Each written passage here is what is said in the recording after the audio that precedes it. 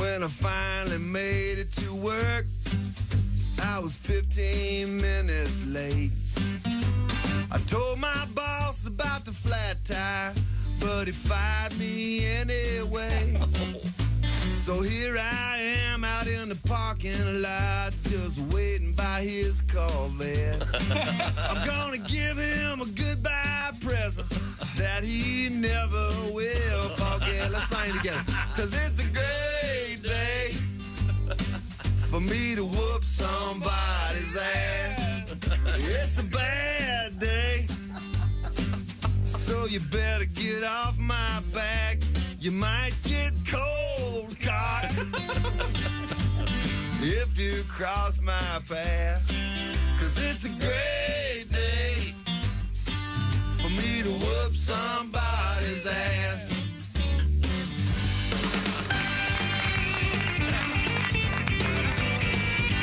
Any day's a good day to whip somebody's ass. Huh? But Good today morning. especially, don't you think? On Monday, yes. It's the Bob and Tom Show. There's Christy Lee at Is the that a new shirt, Christy? news desk. I like that very much. Thank you. I don't know. Have I worn it here before? I think so. I don't know. Yeah, I wore it on Thanksgiving. Hey, Pat Godwin. Hey, chick. You remember everything you keep a log. I bet it smells like gizzards. No, but I remember holidays, what I wear, I guess. Hello, Josh Arnold. Hey, Chick. There's Ace Cosby. Hey. There's Willie Griswold. Hey, man. I'm Chick, and here's Tom. Thank you very much. We got a lot to get to here. But for openers, it's a great day to kick somebody's ass. Don't you love that song? Pretty good. That is one fine piece of work. Thank you very much. Recorded live in this studio. All Thorne, now, what a talent. that is Mr. great. Paul Thorne. If you get a chance to see him, Oh, please first of all, do. he used to be a boxer.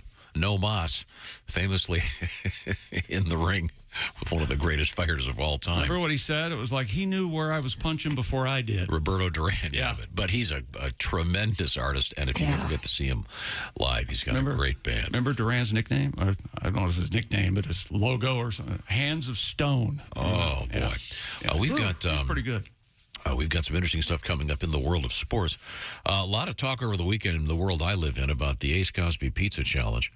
What I'm talking about is coming up, Ace, the month of March, which begins on, Wednesday? Yep. Ace will be eating nothing but pizzas and keeping a log of which ones he likes. And Oh, phew. So it's a recorded so log. Is what- last night, Okay. after a very long day involving an extra dog, it's too boring to explain, but I'm sitting down at dinner and my little 10-year-old girl looks up and she goes, "Daddy, is Ace going to die from eating nothing but pizza?" Maybe, honey. Maybe. That's the challenge. I called Dwayne. Yeah, so I that's where this sits right now. We'll be reviewing the various details of the pizza challenge coming up. There are a few areas of it that are not clear yet, but right You're now, making it complicated. no, I didn't. Yes. We'll get to it. You're the one who said, yeah, you can have a salad. That opened the door, pal. No, he can have a salad with a pizza. No. No. No, it's all pizza No. all the The pizza time. march. No. Then it would be the pizza salad challenge. Yeah, exactly. And then you said he had to log everything and he had to save his boxes. and he Yes, had he's to do- got it. Yes, yes. I'm He's not paying gonna for do it. any I of make that. the rules. He's not going to not- do that. I will take pictures of the boxes and send those to Spangle daily. It's not a pizza idea. review challenge. It's just the eating of the pizza. Wait a minute. You have no say in this. You have no votes. I am I in charge of this. I am offered my paying credit for it. card. I am paying for it. I want you to save all the... Just put them in your garage. You have a two-car garage, right? Yes. And you have one car. What's the other half of the garage? I have a lot of stuff. Yeah. Go over there. Oh, wait a minute. When's the last time you parked your car in a garage anywhere you've lived, okay? Well, right now I don't have a house, so... Well, you have a big overstuffed garage just like all of us, I would guess. I don't. Don't you? No, I have rid myself of everything. You I use don't my believe garage. you. That's he is exactly really- right. Such a liar. Huge garage. You hear him right there? Are there newspapers in your garage that he belongs? I don't think there's No, newspapers I anymore. don't get a pay. I get all my newspapers on the phone. I just got couches. I got old beds. I got all the stuff that's going to be moved into his new house. I got his No, tables. none of that. No, none of that's for me. Who told me that they went over to your house at one point? It wasn't me, obviously, but there's like a 6 foot tall 6-foot wide stack of newspapers. I've never seen that. And somebody pointed at it and said, "What are you going to do with these?" And he goes, "I'm going to read that." Not true. What are you doing? What? You're insane. But again, You're a the hoarder. point is that Ace. He's a hoarder. Hoarder. I am not. I have changed my ways. People can change. I have next to nothing. Everything in Willie's garage is other people in my family's. I think I might have one bag in there, my ski bag. There's no way to check any of this, so go ahead. Okay, well, if you feel okay, the lying point is, to all of us, I want to have at the end of this thing. If you have a nice photograph of Ace standing next to the stacks of pizza boxes, it's going to be a nice visual reminder of what the accomplishment that he And made. it won't even have to be that high because he'll be sitting in a wheelchair after 3 weeks of this. That's true. The He's one right. foot's going to give out. Oh, you guys. Yeah, just make sure that we can get the camera back far enough to get the thing holding up the bag of fluids that are being pumped into his body. Ace, I feel for you, man. You should have said nothing. Yeah. You know,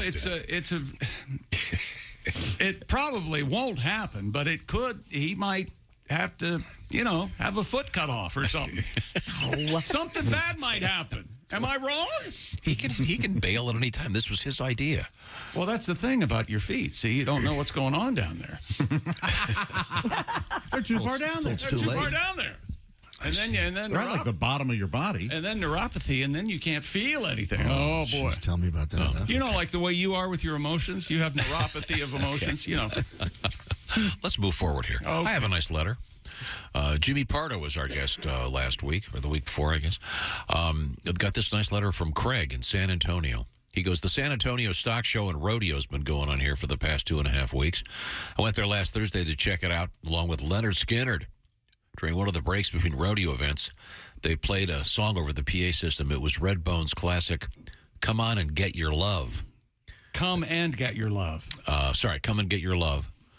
As soon as it came on, I started playing the air bass high like Jimmy Pardo.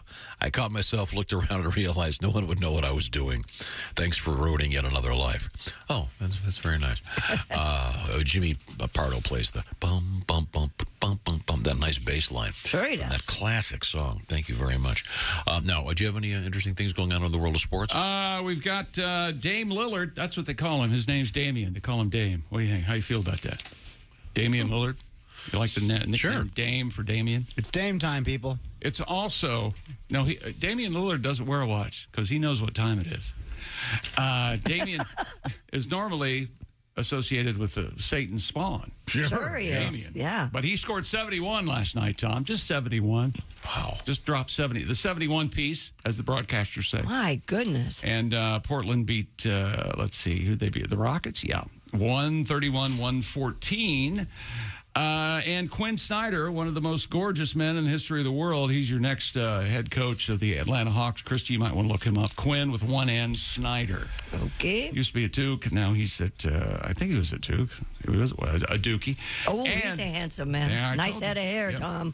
And Love that. the internet went crazy yesterday because evidently, you know how the rumor was they leaked a script of the Super Bowl. Right. And the Eagles were supposed to win by 3. So it turns out the Chiefs won by 3 or whatever the hell it was.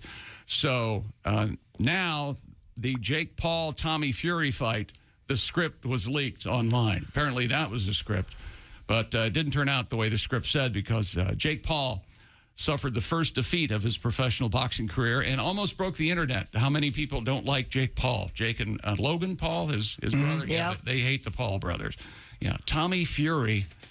Great name for a boxer. Oh, yeah, the best. You can't be a flower arranger. I'm Tommy Fury. You're going to want a dozen roses for that. Welcome to Fury Flowers. Run your hand down the side. Let those prickers cut your fingers. Prickers. Fabulous Fury flower. Thorn my ass, you big pussy. The people that are complaining about the Pauls are the people that made them famous. Yeah, So it's I not know. really. Yeah, I know. Exactly. Yeah. Yeah. He became an influencer.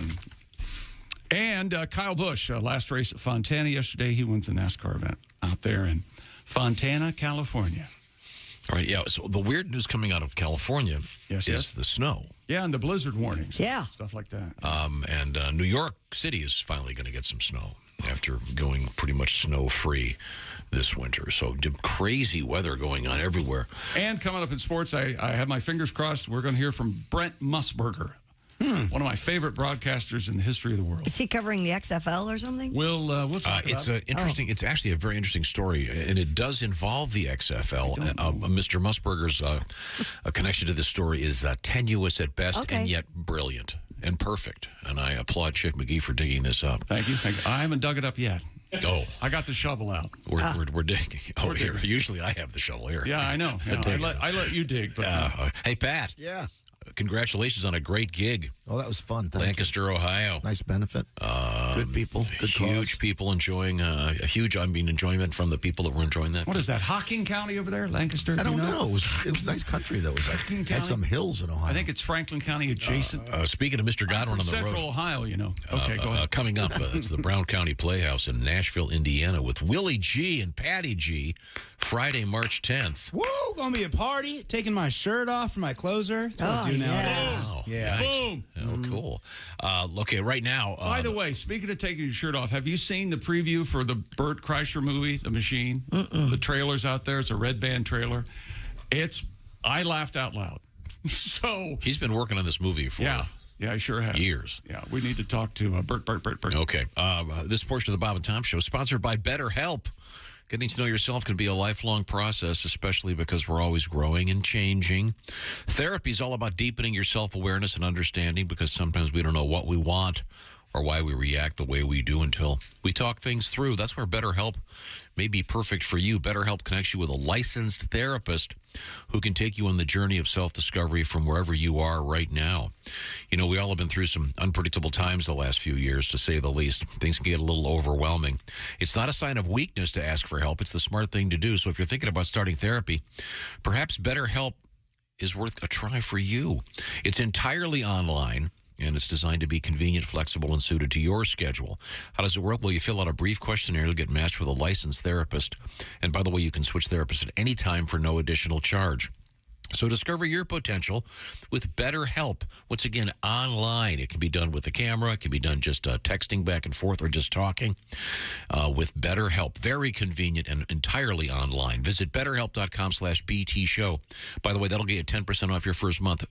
BetterHelp.com/BT show. And the Bob and Tom Show is brought to you by BetterHelp. And once again, it's BetterHelp, H-E-L-P, BetterHelp.com/BT show.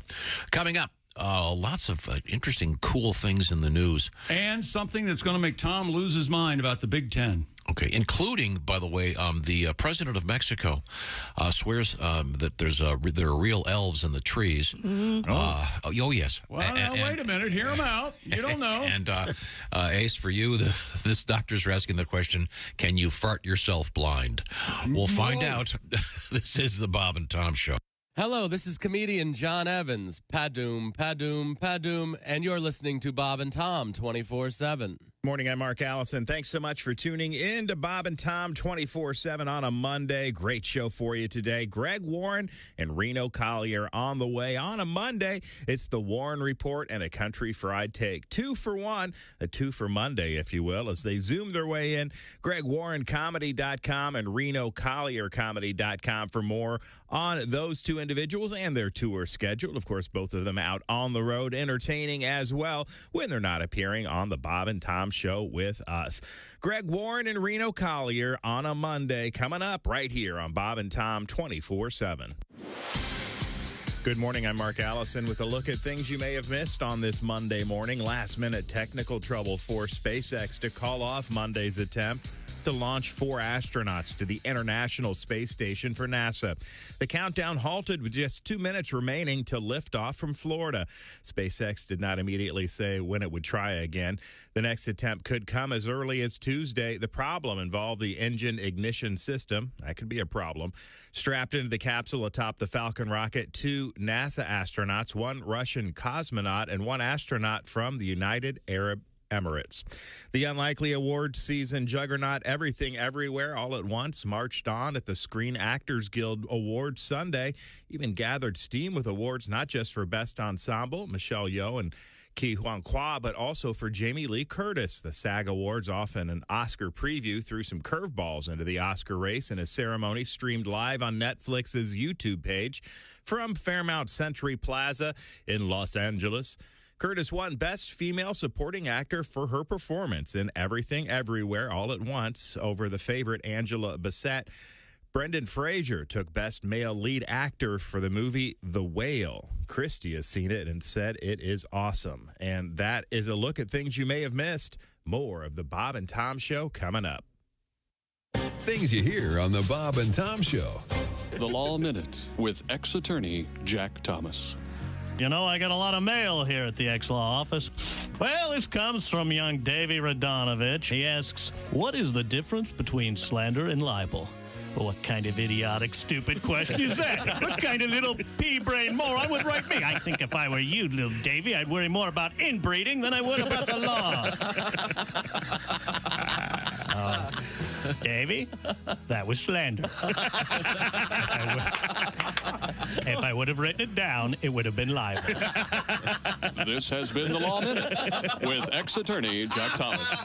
Remember, ladies and gentlemen, the law is your friend. It's the lawyers you have to watch out for. And remember this, the preceding has been a joke, not legal advice. Learn to know the difference.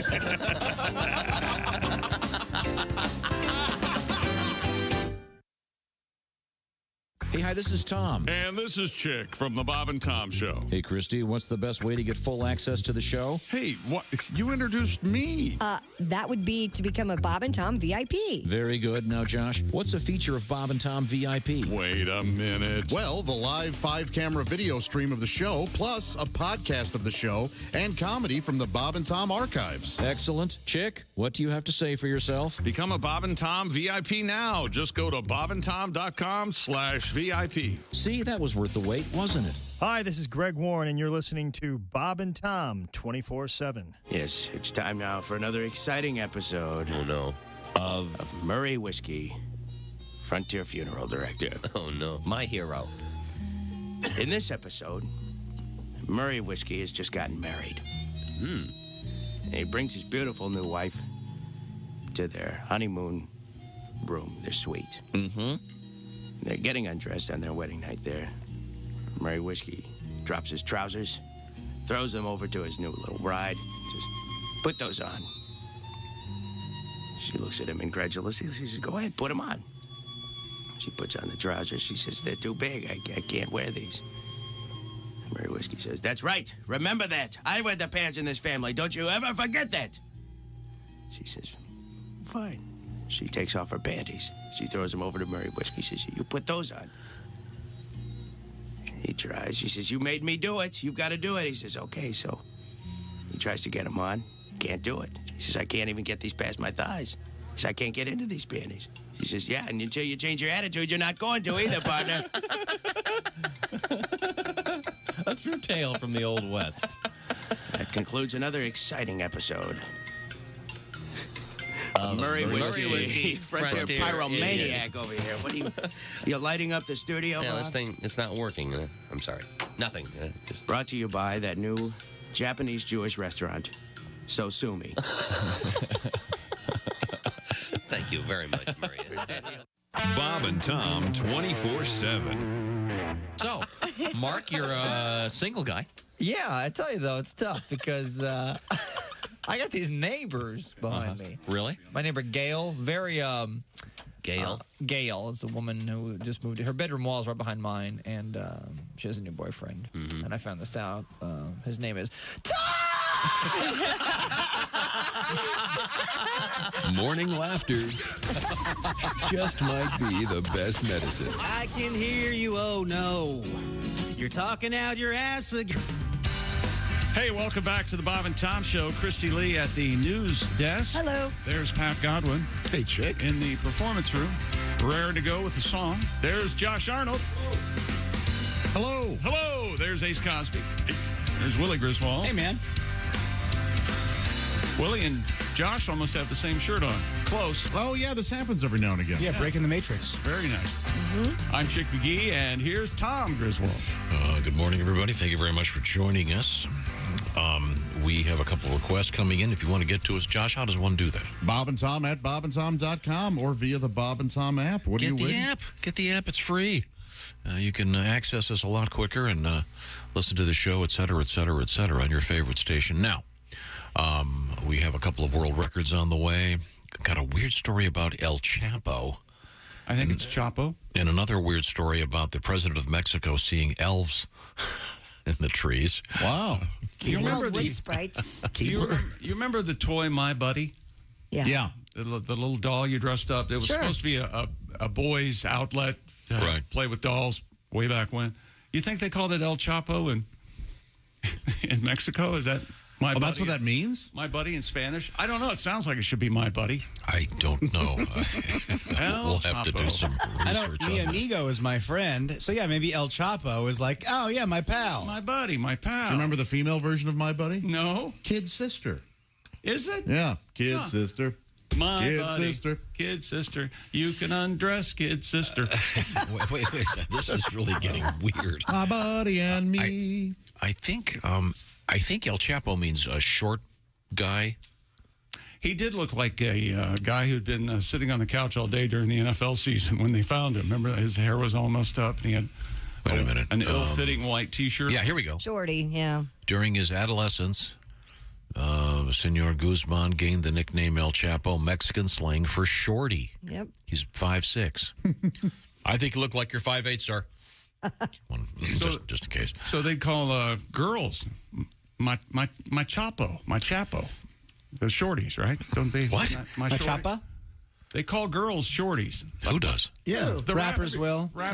As in, go shorty, it's your birthday. We're going to party like it's your birthday. Shorty. Yeah. We're going to drink Bacardi like it's your birthday. Isn't shorty a slang term for a type of cigarette?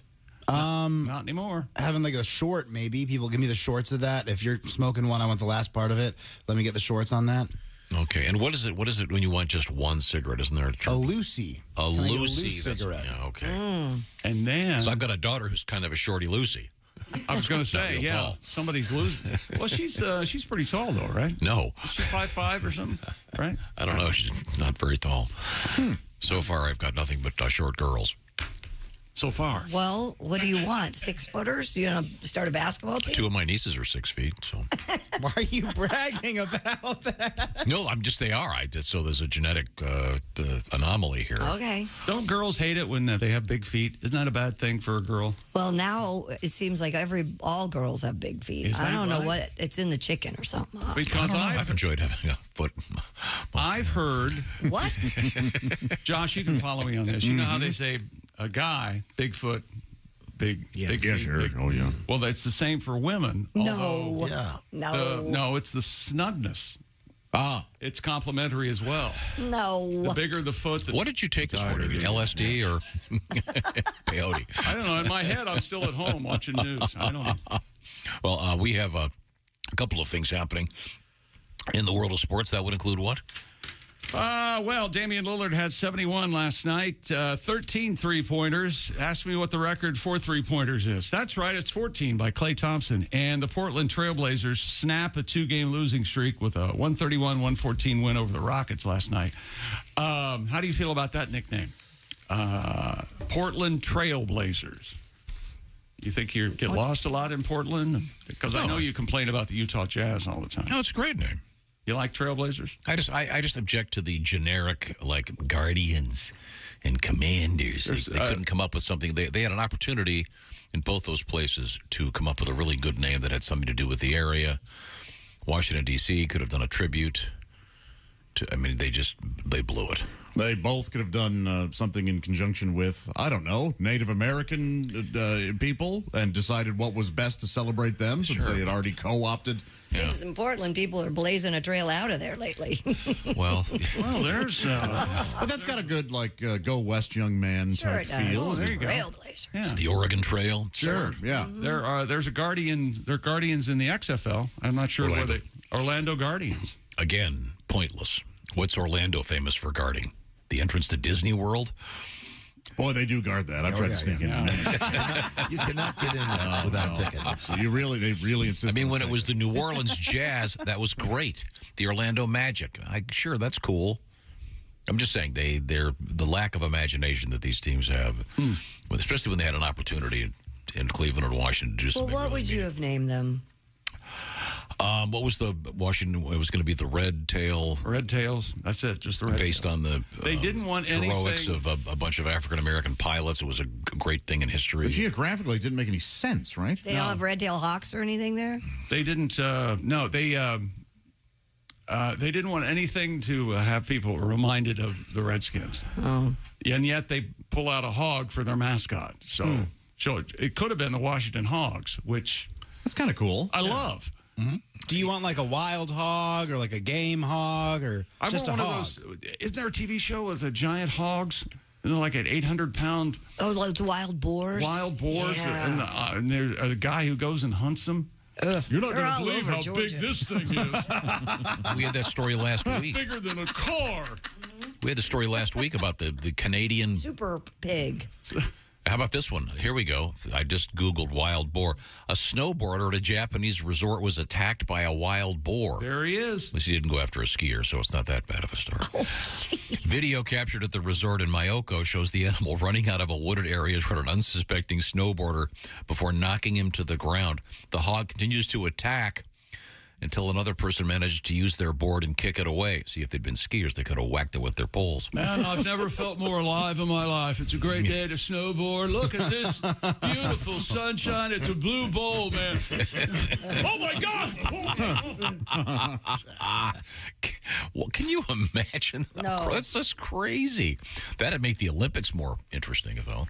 Release a hog? Releasing wild boars on the snow hill? during the giant slalom. So we got a big problem with these wild boars.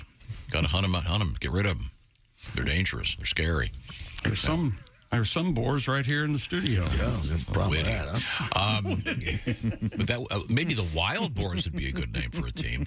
Wild boars. Yeah, just the is there a team called the Wild Boars? No, they toyed with the Cleveland Browns going to dogs when they when they came back in '99, I think. And the old Browns are the Ravens, and then but no one liked the Cleveland Dogs because of the dog pound and all that. Yeah. But Was Cleveland at one time like the Cleveland Brown Stockings or whatever, like baseball? I don't think so. I think they were the Cleveland Grays and the Blues, and I think so. Just the color. I think so. I still contend it was Paul Brown's idea to call him the Browns because he was an egomaniac. Oh, that's not why. I always figured that's what it was. Oh, I did too. Yeah. And he couldn't, and he wanted to give the middle finger to the Browns, so that's why the Bengals have almost matching colors with Cleveland Browns. So, anyway, where was I? Let's see. Oh, there was in spring training in Major League Baseball over the weekend. Follow me now. Okay. Spring training, Major League Baseball, the games can end in ties. Yeah, this was. This is a precursor, if this is foreshadowing of the season to come, we're all in trouble, kids. Yeah. Due to the pitch clock, a batter was not ready in time, and the third strike was called. Not only the third strike, the third out of that team batting, and the game was over, and it ended in a 6-6 tie. A baffling 6-6. Following this, Christy? Okay. They got a pitch clock now. So if the batter's not ready, it's a strike. So now it's the batter's problem. Well, and they're saying, I think the pitch clock is 20 seconds, and if the batter's not in the box with 8 seconds to go and focused on the pitcher, a strike is called. This was never a problem. They're trying to shorten the games, but it's causing many more problems. They're not going to attract new viewers, and they're going to lose old viewers. And aren't they trying to make baseball less boring? And this makes it way more boring from my perspective. To lose on a penalty is boring as anything. Give me some action. As anticlimactic as it gets. And I want to hear your thoughts, Tom, if you watch a game with a pitch clock, to see how distracting the pitch clock is. It drives you crazy. It's all you want to watch. Yeah, you want to watch the pitch clock. Oh, my God, he's not in the box. Hurry up. Hurry up. I feel bad for the batters. What are they going to do next? Put a basket out there in center field. If the ball goes through it, you get 6 runs. That's the coolest rule in baseball. That's what they should do. I want like That'd be better. Yeah, I want like a golden snitch style ending. Yeah, exactly. It makes as much sense as putting a guy on second in extra innings. Okay, there you are in second base. All right, go. What? Baseball's meant to be a leisurely game. Yes. Not that many people are complaining about how long it takes. I guess spring training games now averaging, I want to say 2:29, 2 hours, 29 minutes, and they were averaging 3 hours, 6 minutes or whatever. But, I mean, what are you going to give up if you're... See, this whole thing with the robots calling balls and strikes. I like that. No, you're taking the humans out of it. No. What is going on? Why can't we just leave things alone? Well, with that logic, no. There'd be no black players right now. Jesus, that's not what I meant. Yeah, she's not going that far. That's exactly what Christy meant. Oh, here we go again. All I had was, I think certain fans of teams should stay in their areas. That's how his brain works, Christy. Yes, Chick. Everyone can go to the games. There are just different areas. That's right. When the game's over, this fan should go to that area and be home, and this other fan should go. We could call it separate, but no, we're not going to call it that. Nope, definitely not that. Maybe we should put a poll up. Which remark was You see worse? what you've done, baseball? God. And conveniently, the drinking fountain has been eliminated by COVID, so we don't have to worry about that ugly. No, I think that there are certain things that... Don't look too close into America's past, okay? Yeah, I just don't like it when major games are decided by the referees, and I think we just saw in the Super Bowl there are a lot of people that are upset. Well, yeah, but never mind. There's a certain point where you just let them play the game instead of every tiny penalty that you haven't called the entire game, then you finally call one that changes the nature of the win. You know what? Sorry. There's nothing that can bring me back and put me in a better mood than a song? Sports right now, Music. other than what? Mr. Pat Godwin. What would you like to hear? We're getting a lot of requests for Circle City, Pat. We That's are. a great song. Why wouldn't you want to request Johnny Loudwin? We need shirts. We need buttons. I heart Johnny Loudwin. What do you feel like playing, Pat? As far as our show is related, we could do. We missed a story on Friday. The guy that dressed up as the male member and was harassing people. Oh, yeah. No, he had like a 6-foot penis costume. Yeah, down in Brazil during Carnival. He was having fun. No, he was walking down the streets during the Carnival. Yeah, but he was allegedly harassing women. And the suit, by the way, if you haven't seen it, it's very clearly a phallus, right? Circumcised, and down near his ankles are 2 large spheres. It's not like it could have been something else. It wasn't like the emoji, whatever that thing. What's the thing in the emoji? It's eggplant. The eggplant. Yeah, it wasn't an eggplant costume. It was definitely a phallus. You got a song about this? One costume makes you look larger when in fact you're really small. And now you're harassing all the ladies dressed like a dick at the mall. Look at that phallus. It's 7 feet tall. And if you go chasing women dressed as a penis, you will fail. 'Cause a gun-toting officer will be on your tail. Arrest that phallus. Over 7 feet tall. It's like Pink Floyd said, another dick at the mall.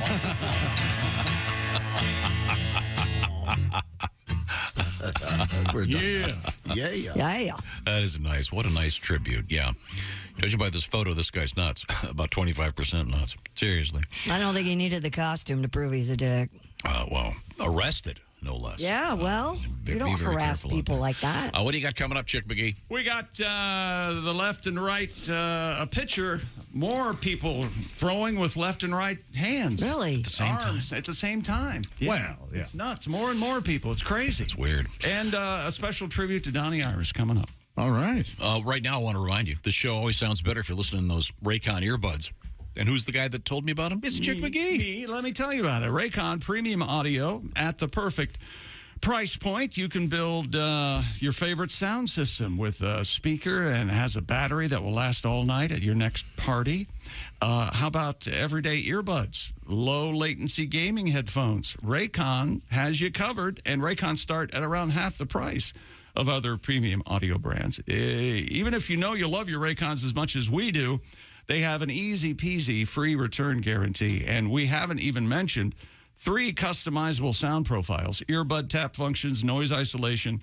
They also have an awareness mode. If you're ready to buy something small with a big impact, it will change your life. Go to buyraycon.com/Tom today to get 15% off your Raycon order. These earbuds with the certified gel tips fit every ear ever made. That's buyraycon.com/Tom to score 15% off. With that deal, you can buy a gift and a pair for yourself. That's buyraycon.com/Tom. Also, a vanity license plate. You ever want one of those? You can get a really cool one in California. A guy wants to sell it for $2 million. We'll tell you what it says when we come back. This is the Bob and Tom Show.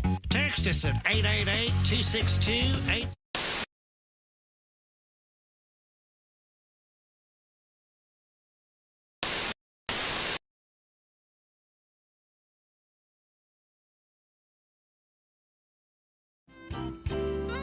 From what we understand, the art of the vajazzling begins with a waxing. Is that correct? Yes. How much preparation have we had so far? Has the Well, she's gotten a Brazilian. Oh, okay. She's done that already. We didn't do that here. Okay, good. No, we didn't do that. Prove it. Marianne. The epilation has already taken place. Yes. And when was that done? Yesterday. You can go as low as you want to go. Or as high as you want to, right? For today's purposes, we're going a little bit above the panty line. And presumably there's some kind of glue used? Yeah, we're using eyelash glue today.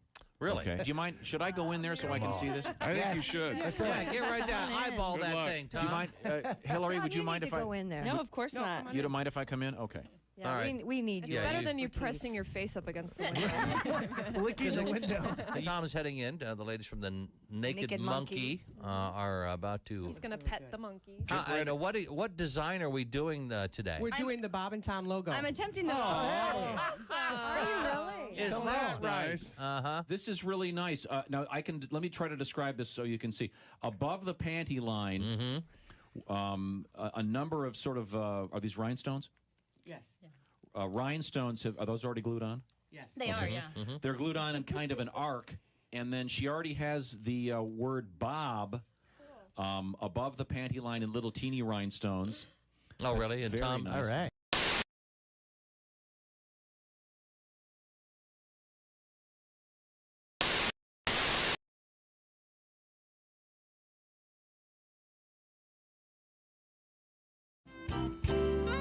From what we understand, the art of the vajazzling begins with a.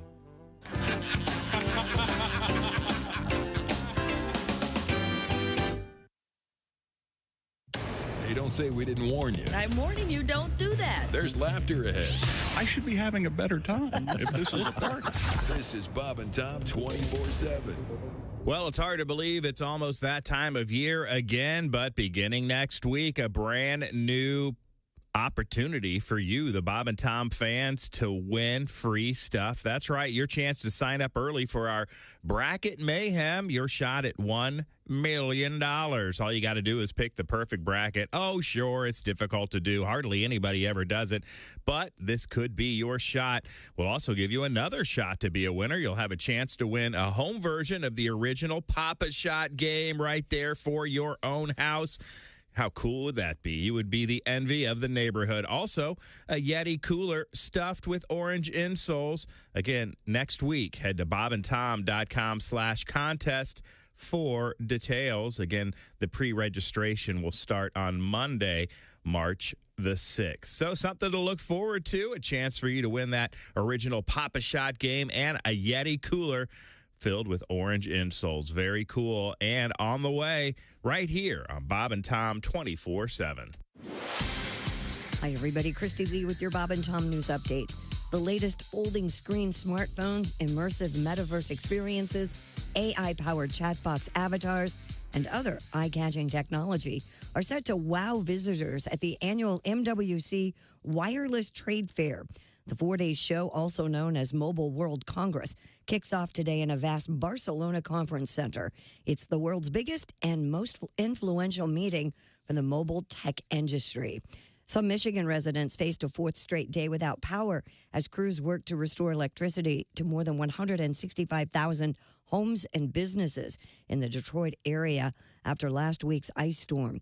In hard-hit southeastern Michigan, the state's two main utilities, DTE Energy and Consumers Energy, reported the outages in homes and businesses, many still not getting power on Sunday evening after that Wednesday ice storm.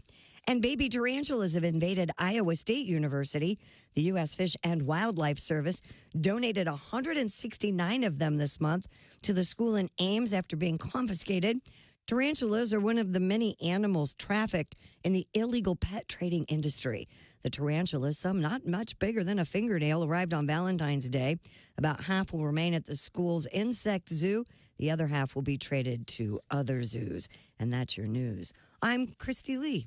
More of the Bob and Tom Show coming up. Ladies and gentlemen, Bob and Tom. You know, my wife likes to childproof the house and not let us have change laying around so the baby won't eat change. But I ate change one time as a kid. It was fine. Sure. I pooped it out. My dad had to dig through the poop and find the change, and I felt like he deserved it, you know.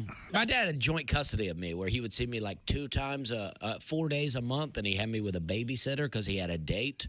And I'm like, you deserve to dig through a little poop. You know? Bob and Tom in the morning and highlights all day long. The Bob and Tom Show, weekday mornings at 6 a.m. Eastern on Bob and Tom 24/7.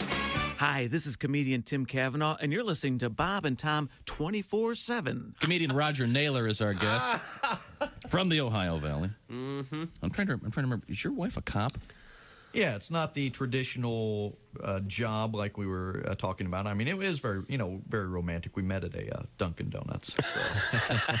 So. She hates that joke.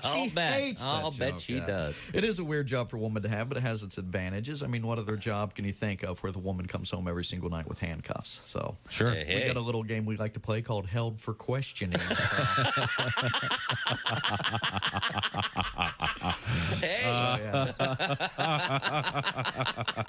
On the downside, my wife carries a gun. Oh, good point. Which makes PMS a whole different ball game at my house.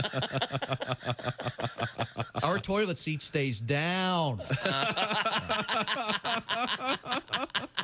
I take no chances. I pee in the tub or out in the yard. I don't even mess with it. I don't blame you. Yeah, my wife is a cop. It's very weird being in bed with a cop. Do you know how embarrassing it is to be in the middle of making love to your wife and all of a sudden you hear, "What's your hurry, pal?" Do you know why I stopped you? Do you know how fast you were going? I gotta wear a radar detector on my... Just at Ticketmaster. Hey, welcome back to the Bob and Tom Show. Christy Lee at the news desk. Hi, Chick. Hey, there's Pat Godwin in the performance room. Hello, Chick. Hello. There's Josh Arnold. Hello. There's Ace Cosby. Howdy. Willie Griswold over there. Yo. Hey, man. I'm Chick, and here is Tom Griswold. We got a couple of emails. Well, go ahead. Dear fam, paren morons, and Christy.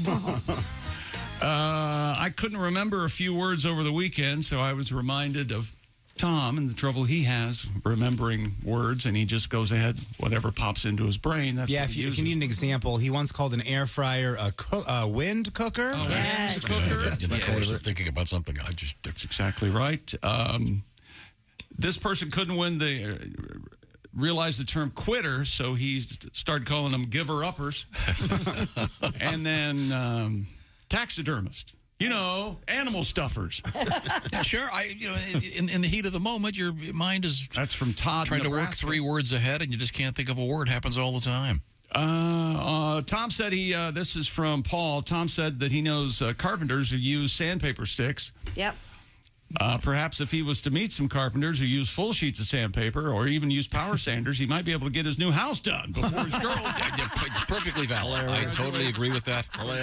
Yeah, I meant for a certain fine work, the emery board comes in very handy. But yes, I do think that they're building my house. The guy painting it is using a detail brush. And this is from Mike. Good morning, gang. My favorite hockey team, the Pittsburgh Penguins. They've been struggling all year. However, last night the Pens had Donnie Irish sing the national anthem to celebrate his 80th birthday, and they erupted for 7 goals and a win over the Tampa Bay Lightning. Wow. Whoa. And here's Donnie. Can you see by the dawn's early light? He started off really deep. Got to start low, yeah. Proudly we hail. Sounds good. Is it Donnie and another person? I think maybe the guy taping is also singing. Like he's shadowed by someone. Yeah, that's fine. Yes. You should have got it. This should be the national anthem. Can we start that petition? USA! USA! Why not? USA!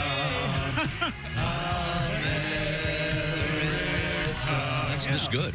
We got this down. And Donnie's birthday is tomorrow. He turns 80. Wow. So there's Great song, Ali. Happy birthday. Very exciting. Let's talk XFL, shall we? Here's the Week 2 results. St. Louis Battlehawks beat the Seattle Sea Dragons Thursday night, 20-18. Yes, they play on Thursdays. Saturday, the DC Defenders beat the Vegas Vipers 18-6. And yesterday, San Antonio Brahmas beat the Orlando Guardians 30-12, and the Houston Roughnecks beat the Arlington Renegades 23-14.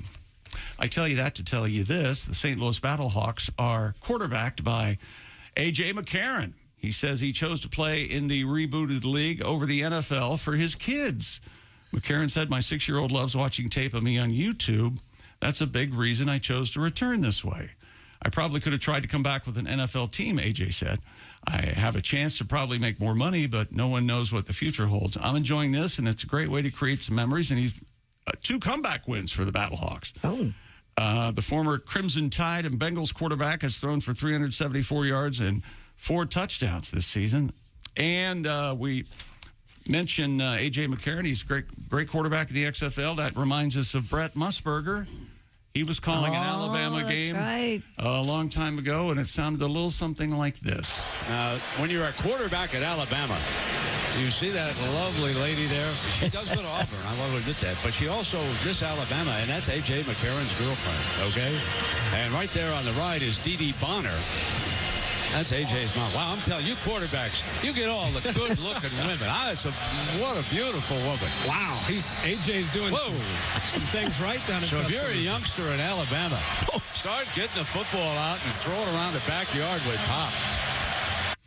Boy, he didn't want to say Poon, but you heard Yeah. And he was that's just some primo 22-year-old tale there, ain't it? Just look at her right there. Did he go on to marry that woman? I think that's his wife now. Okay. Yeah, there you go. Musburger took a lot of grief for that. Yeah, he did. I know. One of the great all-time sports voices in the history of the world. And he was, at the time, was his broadcast partner a former quarterback? Yeah, that's Kirk Herbstreit, actually. Okay, that makes sense then, because that's what he was saying. He was kind of talking to him. Hey, you quarterbacks get all the... Trying, yeah. But then when he said, hey, youngsters out there, if you want some poon like that, you better start throwing a football. Oh, I see. That would be That was the problem. Yeah. And he was working for the Raiders till this season. He was doing play-by-play at the home team radio station. He was working for them, for the Raiders. Can you imagine that? Musburger's your play-by-play guy? That's pretty cool.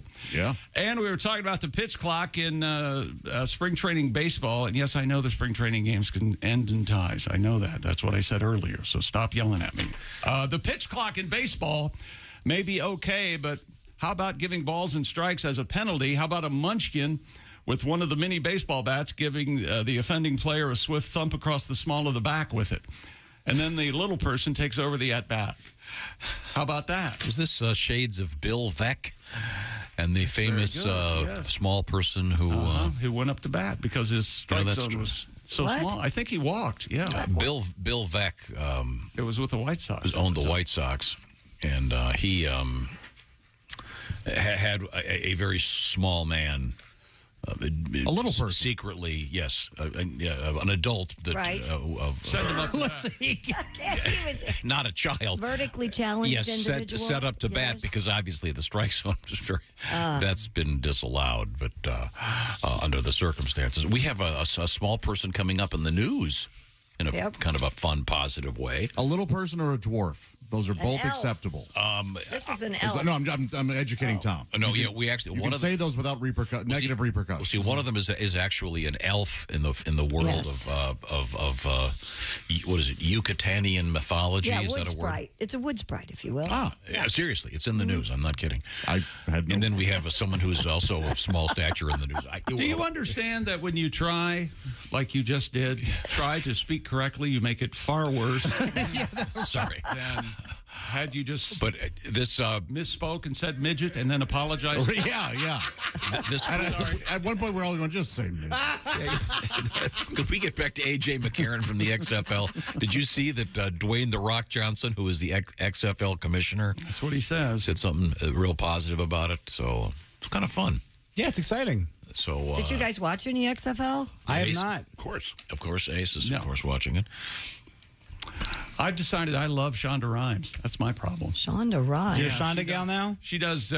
she does Power. She does Empire. She does it all, right? Grey's Anatomy. Scandal. Olivia Pope, Scandal. I love that. And now I discovered how to commit murder and get away with it. Murder. Yeah, how to get away with murder. I'm watching that on Netflix. I can't. So I can't watch the XFL is my point. Okay. I can't. Oh, you're too busy watching. I can't. I won't. Okay. He's living in Shonda land. Well, you know what's on Netflix right now? The uncut version of Roadhouse, which is what I watched last night.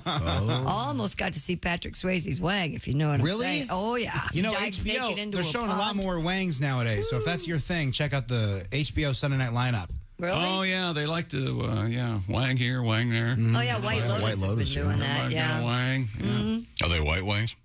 Nice day for a white wanging. You know what? Didn't know we were going there. Okay. Speaking of midgets, the size of the You're doing it again. Oh, sorry. I have never seen White Lotus. I've heard it's great. It's so good. Really? I like the second season better than the first season. Chick, the reason I want to watch it is... You love Jennifer Connelly. Or no. Jennifer Cooley? I am just off the bandwagon about her. I don't care for her at all. I'm having a brain fade. I'm getting Audrey tired. Plaza? No, the guy from Amadeus. Hearing Murray Abraham, who's one of my favorite actors. He was singing the praises of that. He's in that show and loves it. So now I'm going to have to watch it. I don't even know what it's about, but I'm going to have to watch it. I guess it's something, a big resort in Italy. Yep. Right now, coming up in sports, what are we coming up in sports, we'll have world records, Tom. And the best-looking man in the NBA, he's going back to work. And Kyle Busch won a NASCAR race. Well, I guess that is the update. And more world records coming up. And then in important news, this headline from beg your pardon? IFI Science, doctor claims you can fart yourself blind. Wait a minute. Is IFI Science iffy science? Yeah. I think it might be. And a couple of world records, and there's a naked guy running down a highway in Dallas. This is the Bob and Tom Show. Thanks for listening to the Bob and Tom Show this morning. Even though we're not too much to look at, you can also watch the show on our YouTube channel.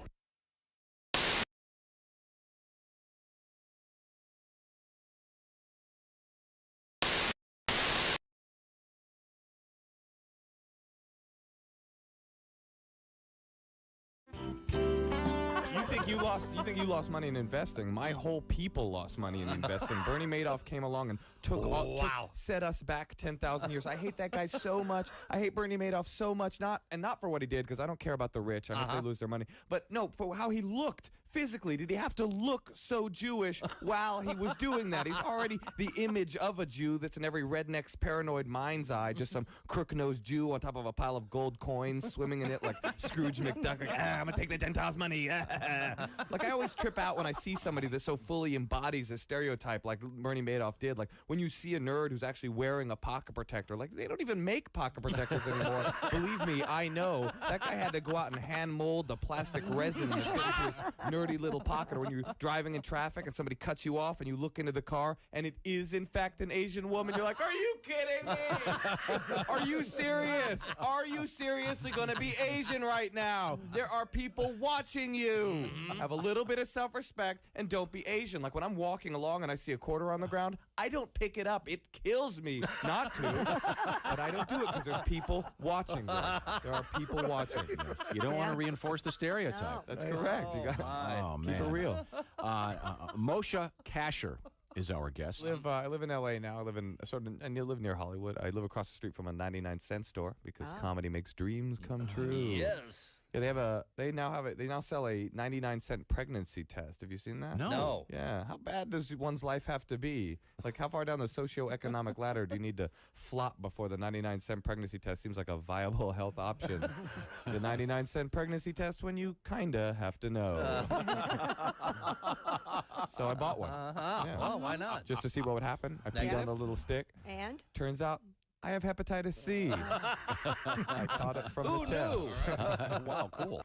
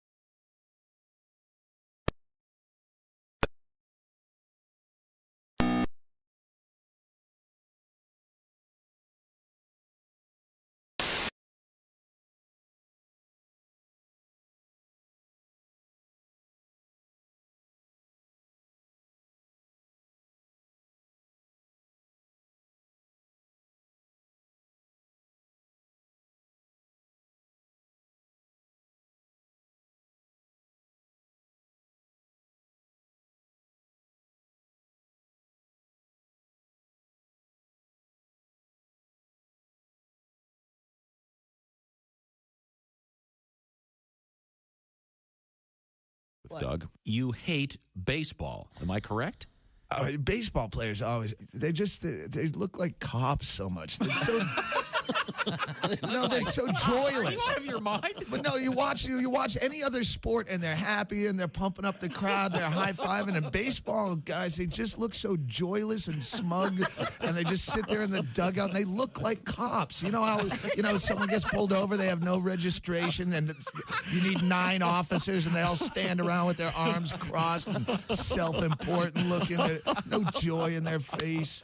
So what do you do during? Because I can tell you love. I'll bet on baseball because I think that's the only reason people watch it is because it's the only thing on in the summer.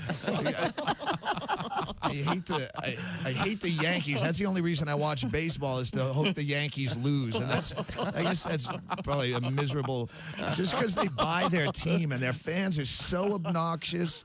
Like if you're gonna just be cheering in the stands, pick an underdog and have some character. If you have money on the game, it's different. That's like having stock in a company. Yeah. But if you're just gonna be a loudmouth, beer-fueled ass bag in the stands, pick the underdog. Rooting for the Yankees is like going to a casino and cheering for the house. It's already supposed to win.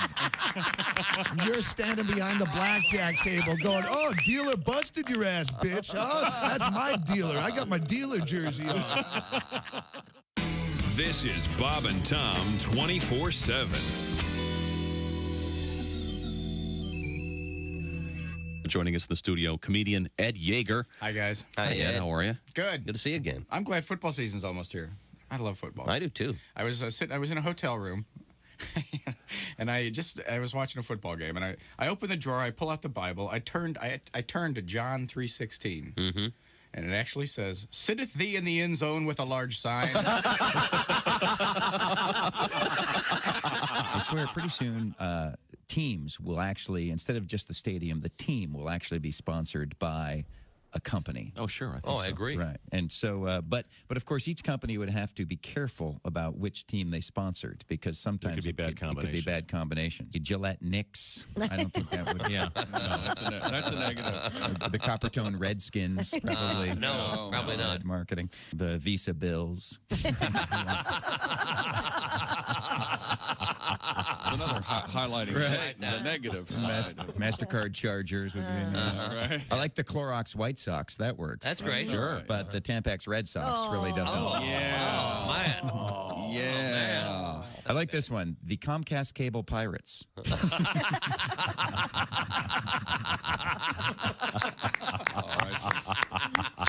I like that. Hi, this is Nick Griffin, and you're listening. Hey, welcome back to the Bob and Tom Show. Christy Lee at the news desk. Hello. There's Pat Godwin in the performance room. Hi, Chick. Hey, there's Josh Arnold. Chick. There's Ace Cosby. Hey. There's Willie Griswold. What's going on, man? I'm Chick McGee, and here's Tom Griswold. Hello, Tom. Thank you very much, Chick McGee. Just going through a bunch of paperwork over here. Got some overnights. Got to catch up. Got the overnights. Got a nice request here, but you got something over there you wanted to do? Well, you know what time it is. Stupid world record. Well, actually, before we do that, I have a piece of paper in front of me. And it says, wait to remove. Okay, you ready for this? Can I remove this? Oh, go ahead. A little bit. A couple weeks ago, you said you've always wanted like a name tag, like the guys in Mad Men would have, like Don Draper, whatever his job is. Yeah. So I went online. I got you a couple options. Just check that out. See what you got there. Well, like a little desk sign? Oh, my gosh. And what does it say? Well, this first one, Chick McGee, broadcast legend. Oh, I love that. Nice. Take Very that, good. Ace. And does that stand up on your desk, or does that go on the door? No, it stands up on the desk. Stands up. It's got a little. Oh, it's got a case? Oh, that's nice. And So I can put it in front. Nice. If you would like, there's a second option. And then we have now this one can go on a door. It says, Chick McGee, the swinging dick of Ohio. There it is, people. Huh. I just figured we'd get that nickname. You can put that on your office door. Yeah. I don't have an office because Tom declared that I don't spend enough time in my office, and then he gives Josh an office. Well, that's because what would Chick do with an office? Hang up a coat in it, and then... What do you do in the office? Listen to this. You might be surprised at how often I'm actually spotted around here around 12:15. I would be surprised. Okay, yeah, you would. So that Look, nice work, Will. No. Talk to him in 20 years. Well, I won't be able to talk to you in 20 years. Kind of a bummer. I hope we're all still talking in 20 years. Let's be positive. No, you mean you hope we're still alive. You just don't That's what I meant. You don't want to have to talk to us. Right now, a special request here. I got a nice letter here from a longtime listener of the show. Craig, thank you for listening, sir. We certainly appreciate you. And he wants there's something kind of live with a funky feel, meaning when we recorded this, we had no idea what was going on. Or I guess we did, but our guest Rodney Carrington didn't, and you'll hear this go off the rails. This is the first song Rodney ever recorded, and he recorded it with a great arrangement by Steve Ali and the Bob and Tom Band and Orchestra. This is the live version. Now, this derails about 3/4 of the way through, but we pick it up again. And there's an interesting story about the end of it, but let's just give it a listen.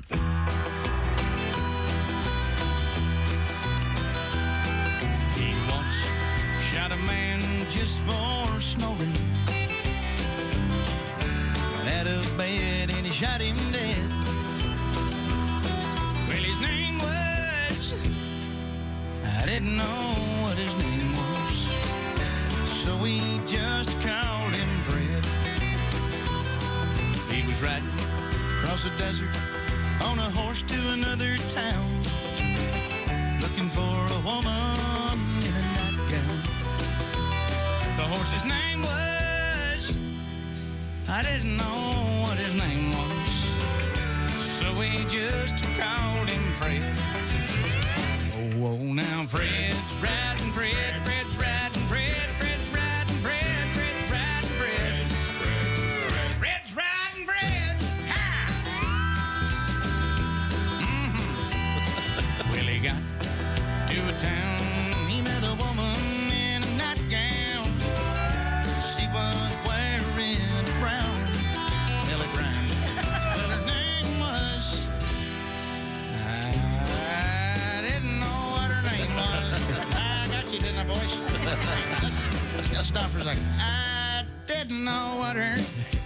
want to try that again? I didn't know what her name was. So. It's like Haywood meets Rodney. I think I waited a little too long to come in on the end there. All right, hold on. Well, we got. Know what her name was. I didn't know what her name was, so we just called her Fred. There we go. Oh, now Fred's riding, Fred riding, Fred riding, Fred riding, Fred riding, Fred's riding, Fred. That song was written under the influence of alcohol and a few other things I can't tell you about on the radio. Had you been drinking alcohol at the time of hearing the Fred song, you'd be, well, I should start by saying that alcohol has a tendency to make you think things are actually funnier than what they really are. Had you been drinking alcohol at the time of hearing this Fred song, you'd be laying on the floor right now laughing your ass off. Saying the same thing I'm saying. Why the hell's he singing the Fred song? Fred! Okay, do the Freddy. That's a great live day performance by Rodney Carrington. That was the first song. That's the live version. We recorded the studio track of that, which was on Rodney's first album. The secret to it is instead of saying alcohol at the end, he says marijuana. The record company at the time, Mercury Records, asked us to change that. No marijuana. Yeah, God knows nobody's smoking marijuana. That'll never be legal in my America. Well, it's a different time. Nice request. Thank you very much. If you want to make a request, we'd like to get to some of this stuff if we can. It's Bob and Tom at bobandtom.com. Right now, we return to the sports page with a very handsome Chick McGee. Thank you very much. Stupid world record. A Bollywood star, Bollywood with a B, has broke the Guinness World Record for the most selfies taken in 3 minutes. Oh, God. Mr. Akshay Kumar broke the previous record of 168 with 184 selfies in 3 minutes. And this guy's this huge star in Bollywood. Does it have to have different people in it every time? Yeah. It does? Yeah, a bunch of famous people have done this, and they line them up, and then the guy has to take it himself, and there's a bunch of rules. The successful attempt took place in Mumbai, where over 240 fans gathered for the chance to break a record with their idol. Guinness adjudicator was on the site, and Akshay took 209 photos during the 3 minutes. However, some were disqualified due to blurred faces. Oh. As per the record rules, all selfies must be in focus and sufficiently bright enough so that the person appearing in the picture can be recognized and identified as a unique participant. Okay. Past record holders include James Smith of the UK, The Rock, Donnie Wahlberg, and former soccer player Alan Shearer of the UK. Kind of fun. Line up all your fans. I thought you said people had to recognize the person in the picture. That's got to be hard with Donnie Wahlberg. Jeez. Oh, he's a big TV star now. Is he really? Yeah, he kind of is. Bloods. Oh, I just know about him from the Entourage lore. He's on Blue. You never got into New Kids on the Block? No, I never really got into New Kids on the Block, Sorry, man. It's past your Well, they're still out there. time. I guess this guy's this big action star in Bollywood. Yeah. So looks kind of cool. I met Donnie Wahlberg backstage at a New Kids concert. Oh, that's cool. Still to this day, the loudest concert I've ever been to. What? I took my daughter backstage. Oh, it was huge. It was crazy loud. And, The girls or the band? The girls. That's what I meant, yeah. Were loud. And we went backstage, and he had been riding this motorcycle around. Yeah. And he came over and shook my hand and shook my daughter's hand, and then he looked at me and said, "Sorry, I'm all sweaty from riding my bike." That is exactly what he sounded. That's kind of how you'd want to meet Donnie Wahlberg I of guess, the New Kids I'm all sweaty. era. Been riding my bike. Yeah. What's the loudest concert you've ever seen, Josh? Or heard, I should say. It was a group called Stereo MCs. They were opening for Jesus Jones. Jeez. You might remember Stereo MC. Riding on the wall. Oh, sure. I remember that song. I stumble, you might fall. Yeah. Oh, yeah. Mm-hmm. Yeah, and it was insanely loud. So, Tom, you have a decibel reader. I do. Yeah. What's illegal? Oh, that's complicated. For like on a work site for a sustained period of time over a certain, I think it's 100 plus decibels. Because I recently watched this short documentary about Motorhead at the Victory Theater in Cleveland. I guess this is a semi-famous story. In the 80s, they were at 130, 140. They were pushed, and the building started to fall apart. What? That level on a job site would be illegal. That's way. Wow. Yeah. Jesus Jones had a great song. Right. Yeah. It was this one. Yep. But man, their opener was. It was we couldn't believe opener it. was loud. We were baffled. Did you like them, or were they so loud you couldn't understand what they were singing? I mean, we liked that one song a lot. Yeah. But there's something else playing at the same time. You're both playing. Okay. Yeah. Oh, we're both playing it? Oh, sorry. It's around. Yeah. But Chick was talking about it was the audience. If you go see those boy bands or... Yeah. Oh, my Lord. Go to a One Direction concert, my friends. Stuff like that. Woo. Loudest I ever saw was the Ramones. Oh, I bet. God, and the other band They were notorious for being too loud. The other band was something in the Sex Change Band. Seriously. Yeah. When it was in a small hall in Orlando, Florida. You know. Deafening. I remember seeing Sean Cassidy, and I couldn't hear the band because the girls were going nuts. Really? I wouldn't have pegged you as a Sean Cassidy. Me either. It was free. You went to see the Village People and now the Sex Change Band. You know, it's okay if there's something. Was it Root Boy Slim? Yes. No, they were opening. Yeah, Root Boy Slim and the Sex Change Band. I just went to see the Ramones, and it was so loud I had to leave. It was deafening. One time I saw Journey, and it was deafening. So I don't know what's going on, but nothing will ruin a concert like a bad mix. Whew. Yes, sir. Coming up in sports, what do we have over there, Jim? One more world record coming at you. Okay. We've got an interesting story about El Chapo and sex in the jail, and also a story, unrelated, about the president of Mexico and the fact that he believes in elves. And he's actually posted a photograph of what he claims is Aluche, a special mythical elf in, I'm not kidding, in Mayan folklore. We'll be getting to that right now. I want to talk about your time. Let's save some of it for you with HelloFresh. Spring is here. It's time to change some stuff around as spring is arriving. And HelloFresh recognizes that. That's why they've got some great new stuff, some new options like one-pot pork and black bean chili or a creamy Dijon dill chicken, each with 30 grams or more of protein. Some delicious stuff from HelloFresh. Every week, more than 40 recipes to choose from. HelloFresh is all about quality ingredients. They do the grocery shopping. They send you the box with the fresh ingredients, and they've already done the measuring. You put it together for great fresh meals, restaurant-quality meals at a great price. And there's a really great offer coming up here. I just want to give you a shot at listening to Willie talk about some of the great stuff you can get. Willie? Yeah, check out the bruschetta chicken with a mozzarella crust, bacon, mashed potatoes, and broccoli. HelloFresh sends you 10 ingredients. Put those together in 6 easy steps. In just over a half hour, you have this delicious chicken dinner that you made at home with help from HelloFresh. If your taste buds could talk, they might say, well, we're getting really bored. How about something exciting? That's where HelloFresh comes in.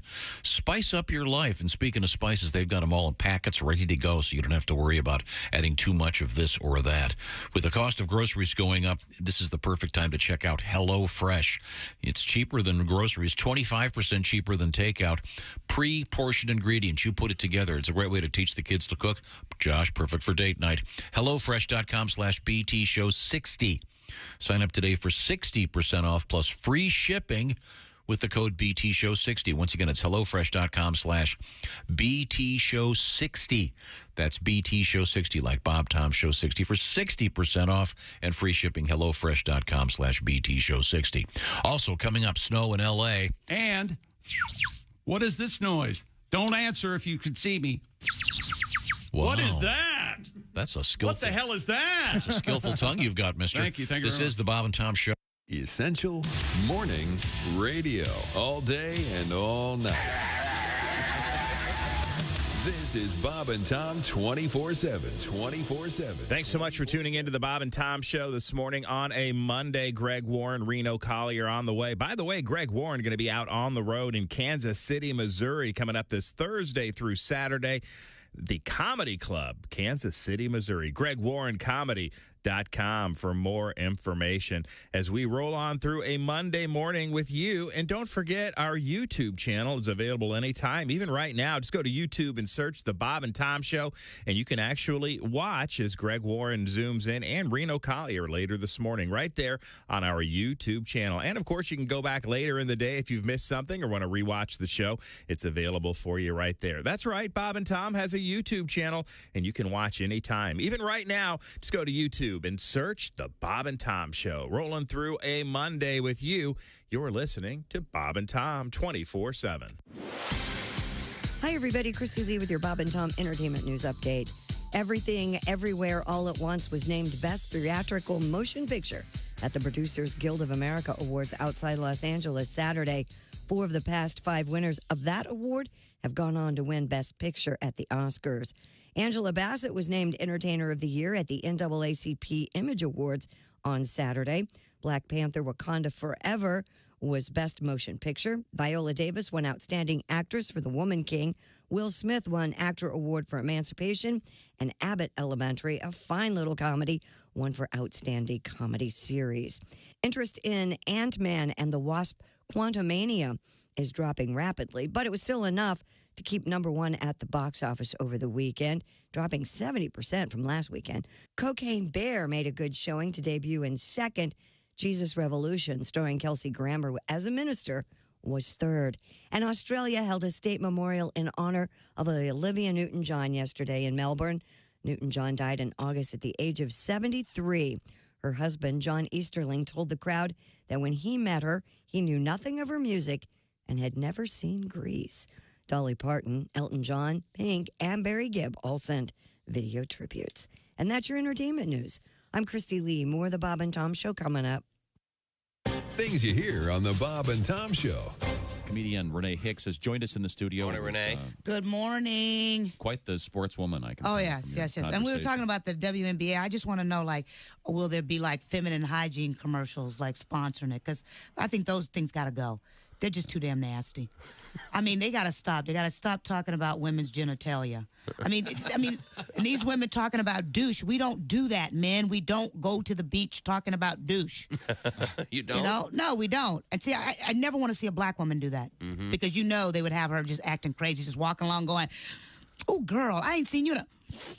Damn, Shaniqua, is that you stinking like that, girl? Well, you need to douche your nasty ass. There's a whole family of seagulls following your nasty ass. Damn.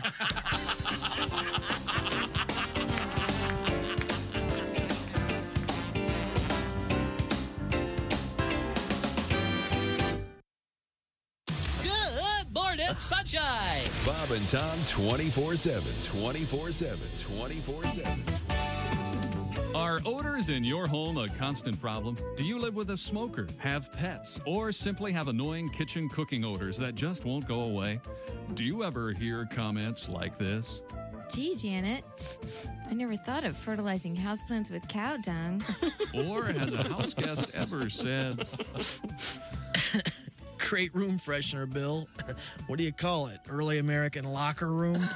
you've tried carpet deodorizers, spray mist, incense, stick-up fragrance dispensers, and even plug-in devices that temporarily mask the smells in your home. Nothing seems to work. That's why Home Products Incorporated, a division of Frigamall Industries, is proud to announce its latest innovation, Le Clip.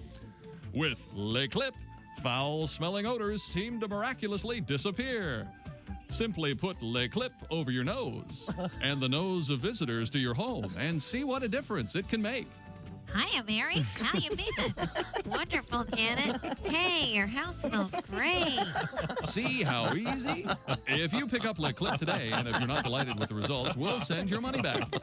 Le Clip, by the same company that brought you Le Blindfold, the product that makes messy, cluttered homes look more neat and organized. Gosh, honey, the house has never looked better. Live blindfold and lay clip. Pick yours up today. Okay. Hey, this is Henry Phillips, and you're listening to Bob and Tom 24/7. Well, what else would you be doing with your time? We're talking with comedian Rick Schrader. I'm a stepfather, too, which I've been for a few years now. And if you're not a step-parent, you don't realize the warmth and rewards that you get for the warm, loving feeling. And it's, I hate you. Okay, here's some more money. You're not like my real dad. That's right. You can find me.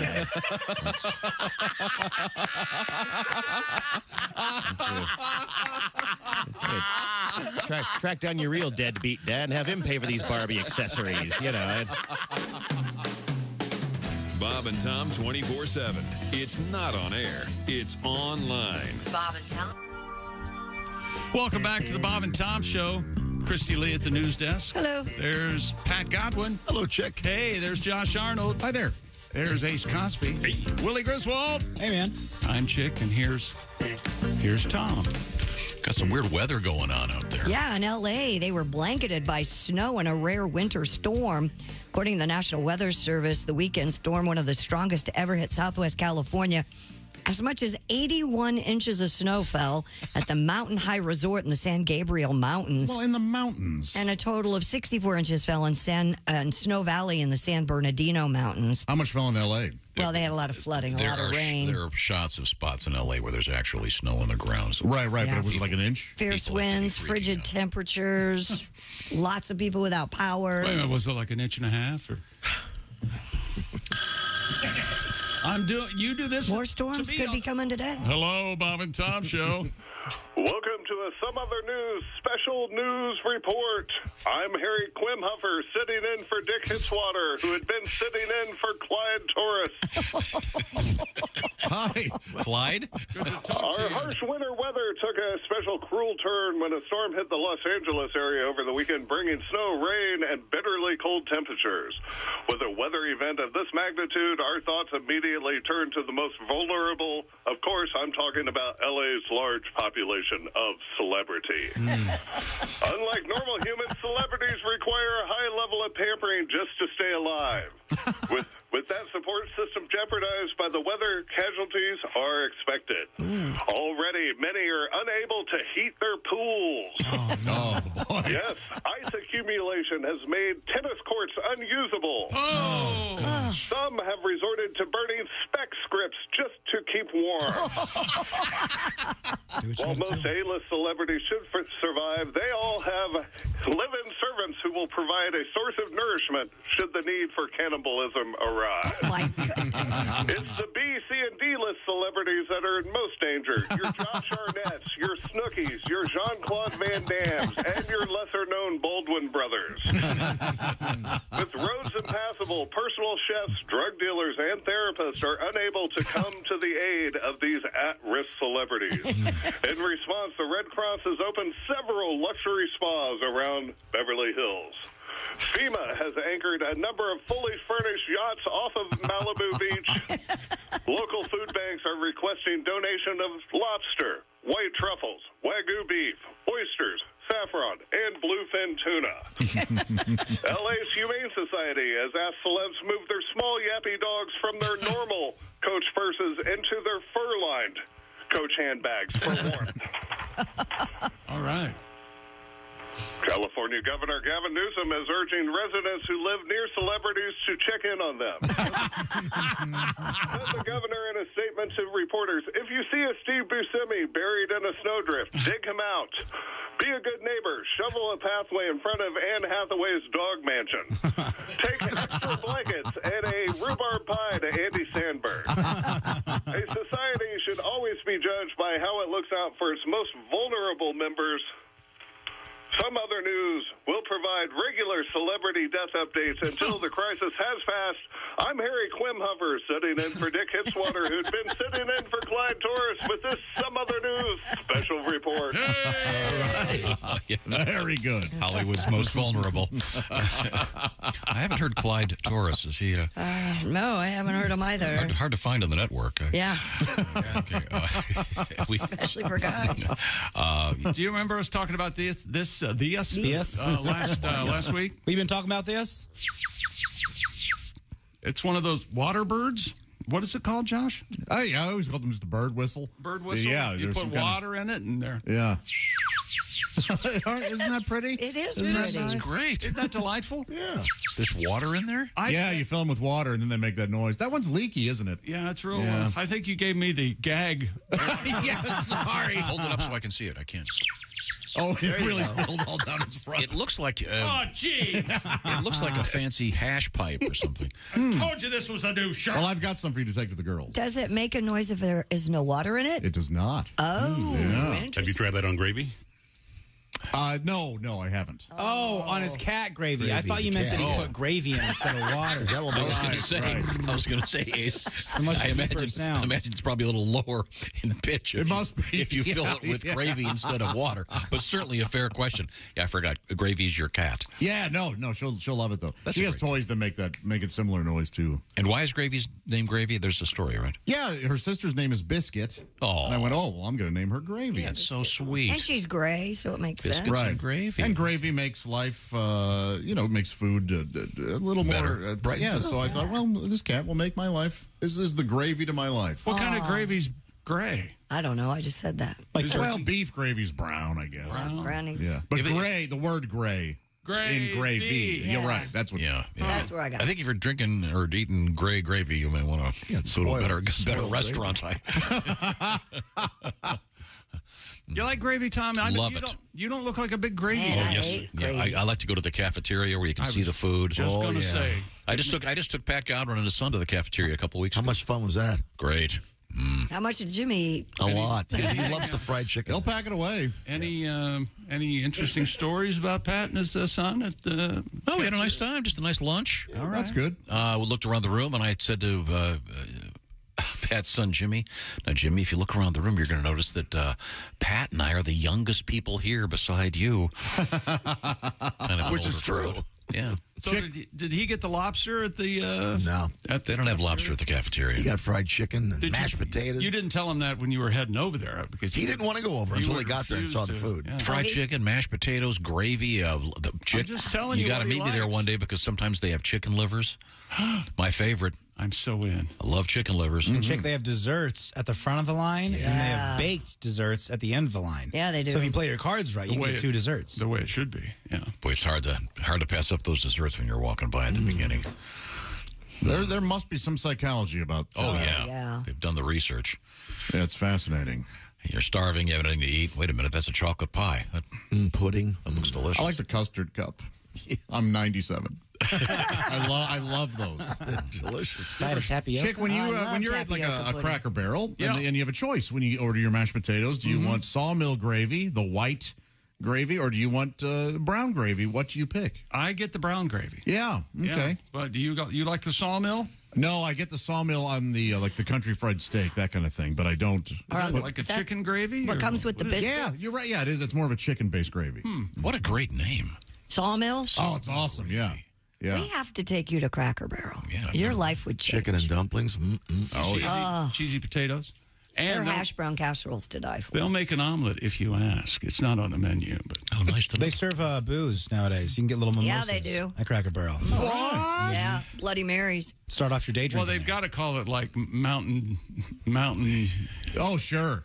Bug I mean, Mountain juice. Dew was the moonshine nickname. but- Mountain Moonshine or something like Now, that. speaking of food, Ace Cosby has decided and volunteered to eat nothing but pizza for the month of March.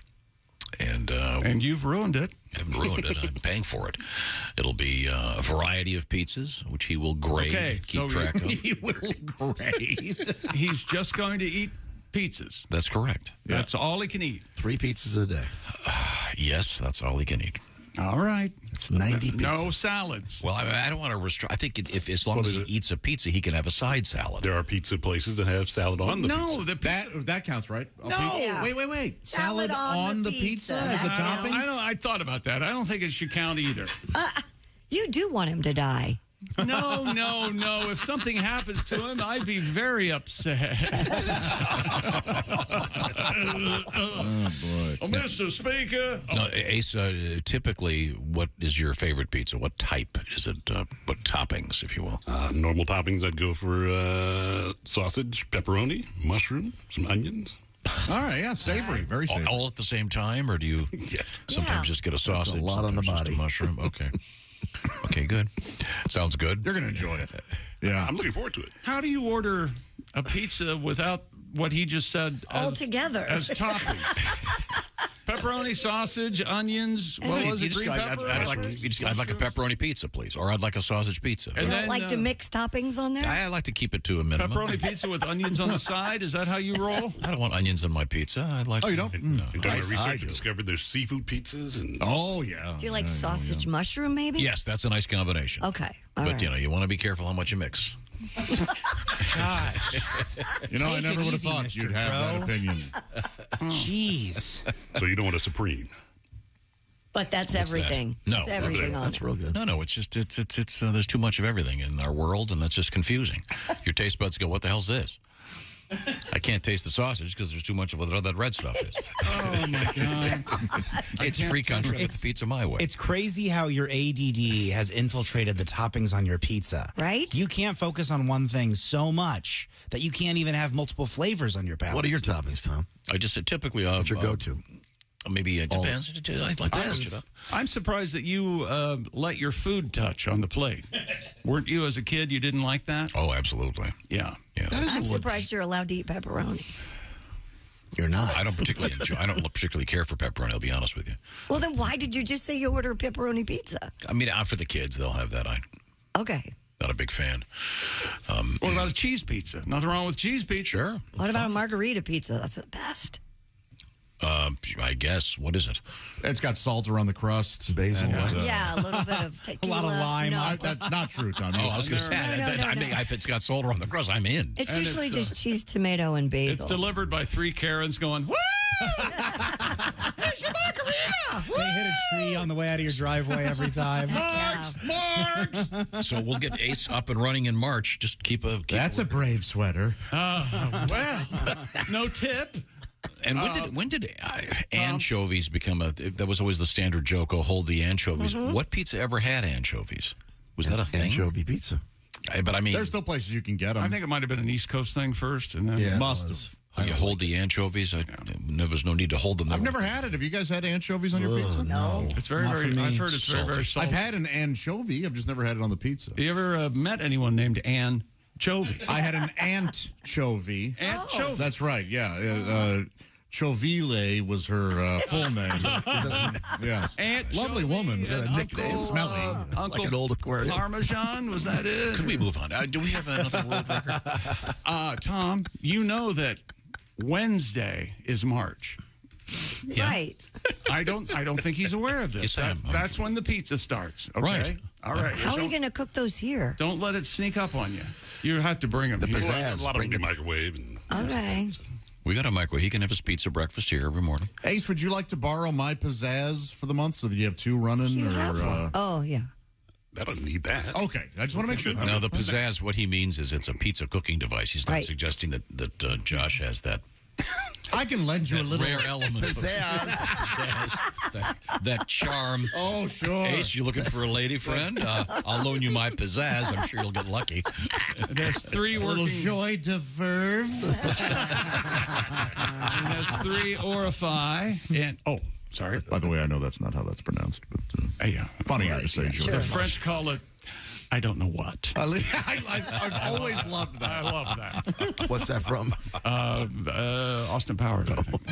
Stupid world record. 2 sisters in Japan broke the Guinness record for the greatest height difference between twins. Oh, my gosh. Are you tracking with me? Wow. Tracking with me? Mm-hmm. All right. Fraternal twins. Oh, well, they're just womb mates. Love it. Yoshi and Michi Kikuchi. Oh, did Charo name them? Have a height difference of almost 2.5 feet. Yoshi is 5'4", and Mishi is 7'6". No,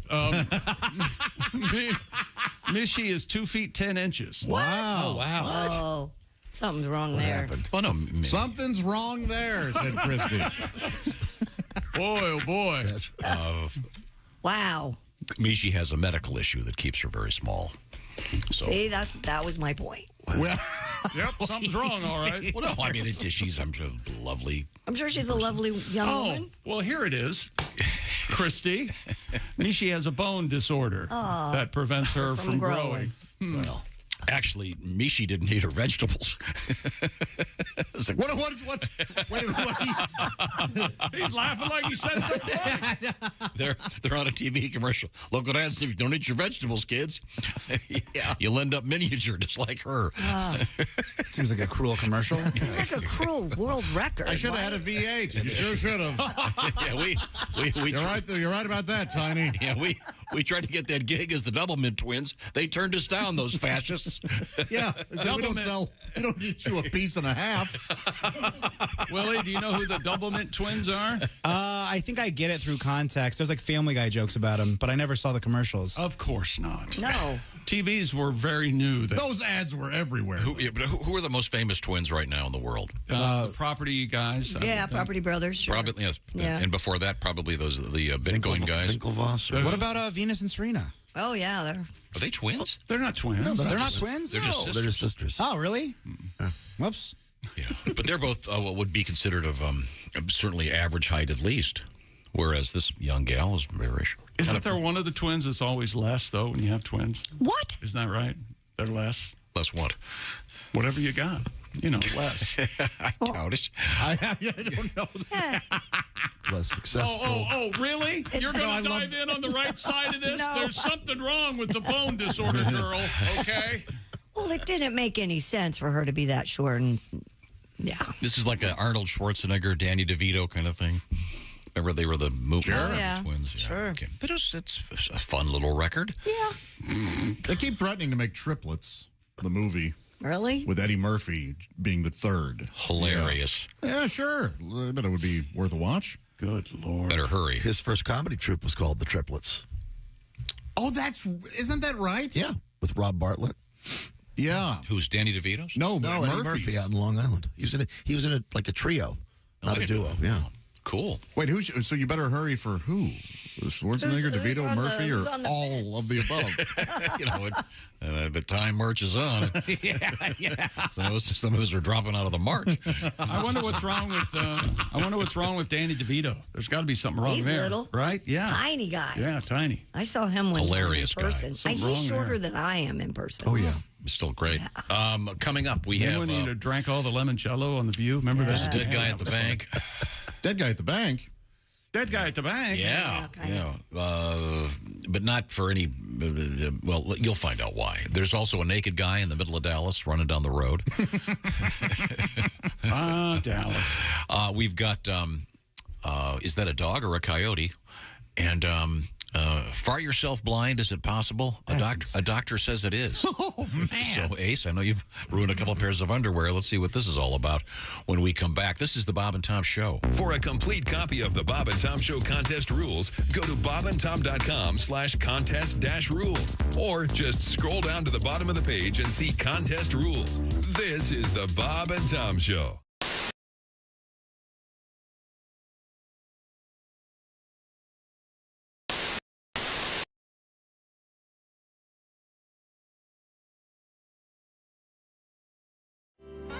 Yeah, I don't know, I'm just getting old.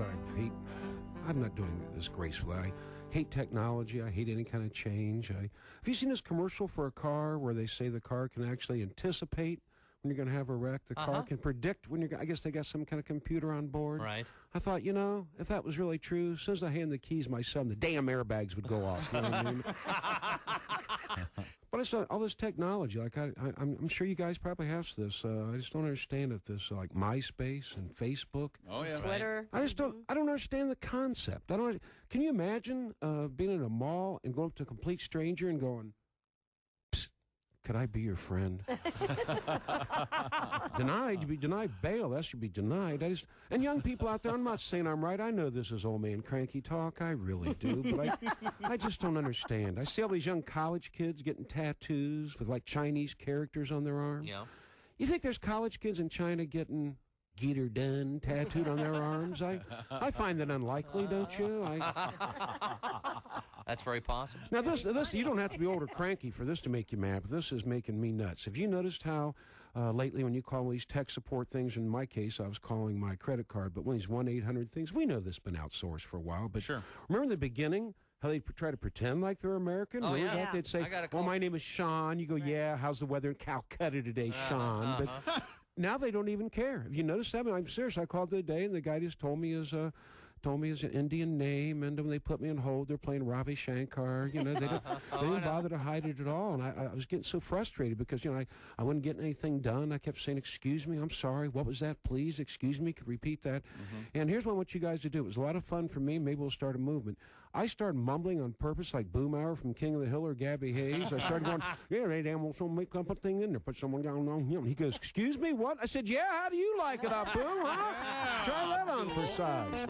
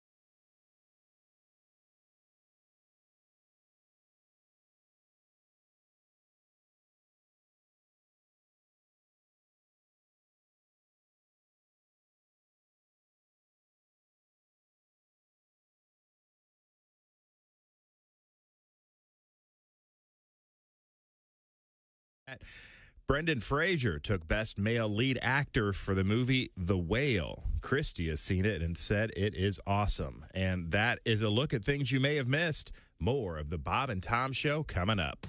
Hey, man, it's Donnie Baker. And the fact remains there's nothing better than being a VIP. And I don't mean like his dudes on Pervert Rabbit Xanadu's. I'm talking about a Bob and Tom VIP. Best thing, you'll never miss another minute of the show. I swear to God. You can hear the show here in the morning, and then because you're a Bob and Tom VIP, you'll get the podcast of the entire show, a 12-month library of podcasts, hundreds of Bob and Tom comedy tapes, and a 60-day video archive of the show. Bob and Tom VIP. You have to get it. It's state law. Hi, fellas. This is Floyd Tucker, the over-the-road trucker. You're listening to Bob and Tom 24/7, of course. For Batman, it was Batgirl. For Superman, it was Supergirl. And now, meet Spider-Man's female counterpart. From Bob and Tom Productions, it's the superhero women have known about for years. All right, Toots, this is a stick-up. Hand over all your money. Oh, dear. Yeah, come on, lady. Hurry it up. Somebody's going to get hoiked. Help! Oh, please help! Won't somebody help me? Let that young woman go, you two ruffians. Yeah? Who's gonna make us? I am. Come on, lady. You must be in your mid-50s. Yeah. What do you have going? Some kind of superpowers? Yes, I do. Take a look at these. Oh, gross. Let's get out of here. It's Spider Vein Woman. Oh, God, no! Spider-Man got his superpowers from being bitten by a spider. Spider-Vein Woman got her powers from working as a waitress for 17 years. Don't make Spider-Vein Woman show you her legs, because if she has to, she will. Look at this one. I think I'm gonna puke. Oh, here, hold my purse. I'll show you my hysterectomy scar. When you need help, call on the only superhero who wears long polyester pants, comfortable support hose, and sensible shoes. She's Spider-Vein Woman. Coming soon to a theater near you. Bob and Tom 24/7. When grandfather dies, life will be strange. When grandfather dies, my whole world will change. When grandfather dies, I'll scream and I'll yell, 'cause I'll be rich as hell. And then I figured I didn't need to write anymore. You know you're too high when you're eating cereal naked and your girlfriend tells you to put some clothes on. You realize it's not your girlfriend, it's just a woman on a bus. That's how you know you're too high. Hi, this is Kostaki Economopoulos, and you are listening to... Hey, welcome back to the Bob and Tom Show. Christy Lee at the news desk. Hello. There's Pat Godwin in the performance room. Hey, Chick McGee. Hey, there's Josh Arnold. Chick. There's Ace Cosby. Hey. There's Willie Griswold. Yo. I am Chick, and here's Tom Griswold. Don't forget the Bob and Tom app. It's free, and it's a good way to find out what's going on, listen to your favorite station, get hooked up. You can also correspond with us. It's a much easier way to correspond with the app, or you can find us, of course, Bob and Tom at bobandtom.com. And could you grab that for me? Hello, Bob and Tom Show. Hey, Bob and Tom, it's Donnie Baker. Hello, Donnie, what's up? Hey, I'm just calling everybody know I've nailed down a venue, and I got a date preserved for my music festival this summer. Oh, really? It's going to be Poonapalooza 23. Uh-huh. Yeah. Well, it's like Lollapalooza, but with better bands, sort of a douche canoe free Coachellas. Oh, nice. So anyways, it's Donnie Baker presents Poonapalooza 23. We're looking for sponsors. Josh will let you sell your koozies. It's going to be in August in the middle of a field in Twitty, Texas. Oh. Well, Twitty's a real place. We're going to take it over and make it look like Woodstock and Farm Aid had a baby. Swear to God. We chose this site after forming the Itty Bitty Twitty City Committee. And we got all the bands you've loved through the years. I'm going to reunite Turtles with a D. And, we got Kurt Cobain's with it. Courtney Love from the band Hole. Yeah. And we got her plus a couple dicks from Korn to form Cornholes. They're going to be on stage. Mucus Plug's going to be headlining the first stage, and Mud Falcons will be closing out the second night. They got a full horn section this time. Oh, nice. Wow. And I know what you're thinking, but Donnie, we're done with Christian rock. Well, that's why on the second stage we got Boof and the Magic Dragons, followed by the first ever appearance of the band Your Horny Stepsister. And of course, my band, the Pork Pistols, be closing out the show every night. So if you like real rock in the hottest part of the summer in the middle of a Texas field, then you won't want to miss Poonapalooza 23. If someone could let Spando Ballet's manager know again for the 5th time, we still ain't interested. Swear to God. All right, go. Poonapalooza. Sounds good. Oh, here we go. Twitty, Texas. In Wheeler County, Texas. I was not aware of Twitty. What's the population of Twitty? I'm not sure. 2. Twitty cows. Looks like a nice spot. It looks like it's kind of in the middle of nowhere. Well, they're in for a surprise. Yeah, boy, the Poonapalooza Festival in Twitty. It's not too far from Oklahoma City. Oh, okay. It's northwest of Dallas. Near kind of not too far from Amarillo. Looks kind of hot in the summer, but hope they have some portalettes for Poonapalooza. Okay. Have we completed our sportscast? Yeah, it's all done. Okay, there we go. Rocky, this is what you farted for. Wherever you go, whatever you do, always be a good sport. Christy. A doctor has claimed that it's possible under rare and certain circumstances to fart yourself blind. Plastic surgeon turned part-time TikTok star. Boy, that's what you want. Dr. Well, with credentials like those. gave an unlikely response to an even more unlikely comment, claiming, I once farted so hard I went blind for 3 minutes. Come on. 3 minutes. The surgeon posted a video to address that comment, backing up the possibility. Quote, although this is a very unlikely, if the gas you pass is extremely pungent, it could contain large amounts of hydrogen sulfide. According to the doctor, studies show that hydrogen sulfide is very effective in reducing blood pressure, and if it reduces blood pressure to the central retinal artery, your silent but deadly toot could theoretically make you go blind. Wow. That's really something. So he said, so be careful if you're making a lot of bubbles in your bathtub. If this were real, wouldn't this have been noticed a long time ago? I mean, maybe it has been. We've just never heard of it. I don't know. Would you admit it if that happened to you? Of course. Like, Okay. what the hell? Wouldn't you be terrified? I mean, I may have sharted myself out of a pair of nice khakis, but...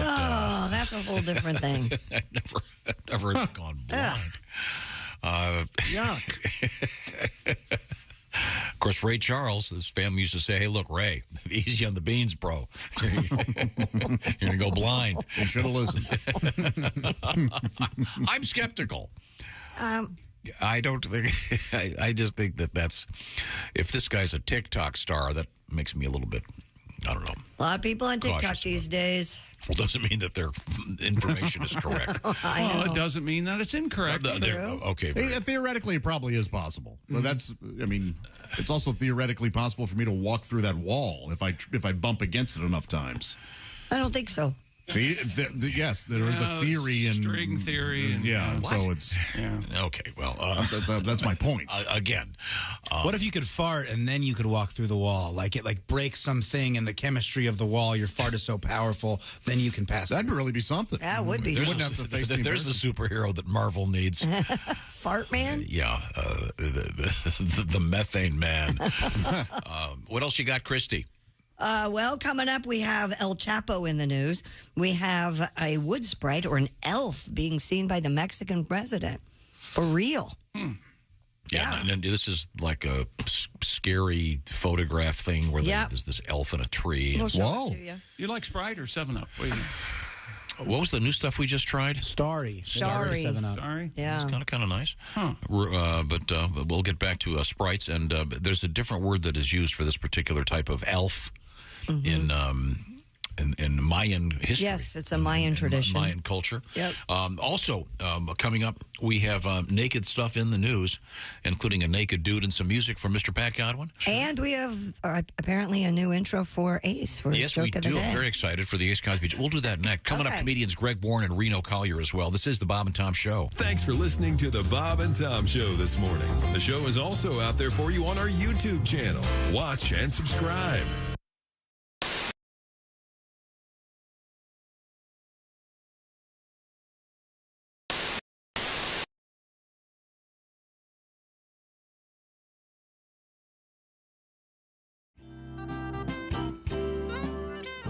I feel like I'm watching the dating game. That's right. Mm-hmm. And here they are.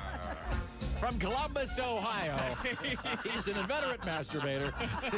What? He's trying to grow a beard and thinking of a radio name. It's Chuck Michaels. Yeah. Good afternoon, everybody. Oh, my okay. Wasn't this for T-Berry gum or something? Didn't they use that? They the may T-Berry have. Shuffle. Now, right? was that indeed the dating game, or was What that was the the newlywed dating? game? the I don't lonely. know. No, the lonely. It sounded Bulls? No, like what one was of the them. I dating don't game? know. There. Is this it? Yeah, this is the dating game. And here they are. He's an obsessive compulsive from Midwestern United States. He likes collecting things and telling people what to do. Including Ladies and children gentlemen, and dogs. They love shiny objects.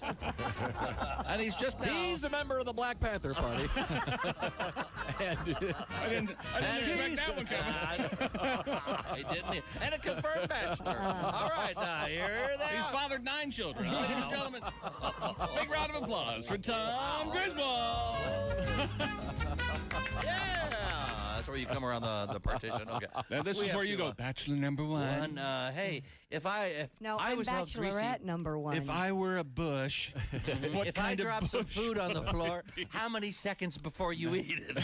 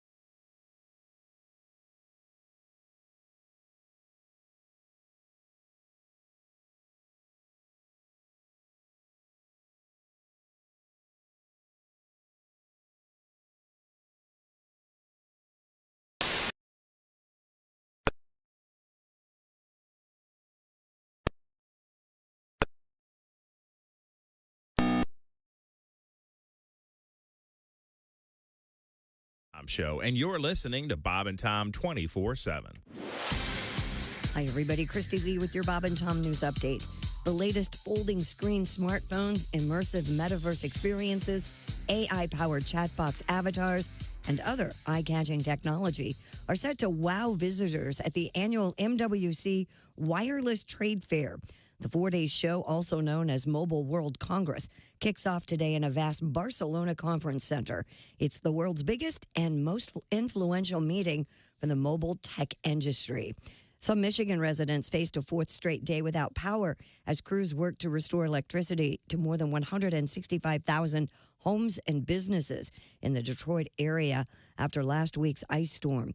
In hard-hit southeastern Michigan, the state's two main utilities, DTE Energy and Consumers Energy, reported the outages in homes and businesses, many still not getting power on Sunday evening after that Wednesday ice storm.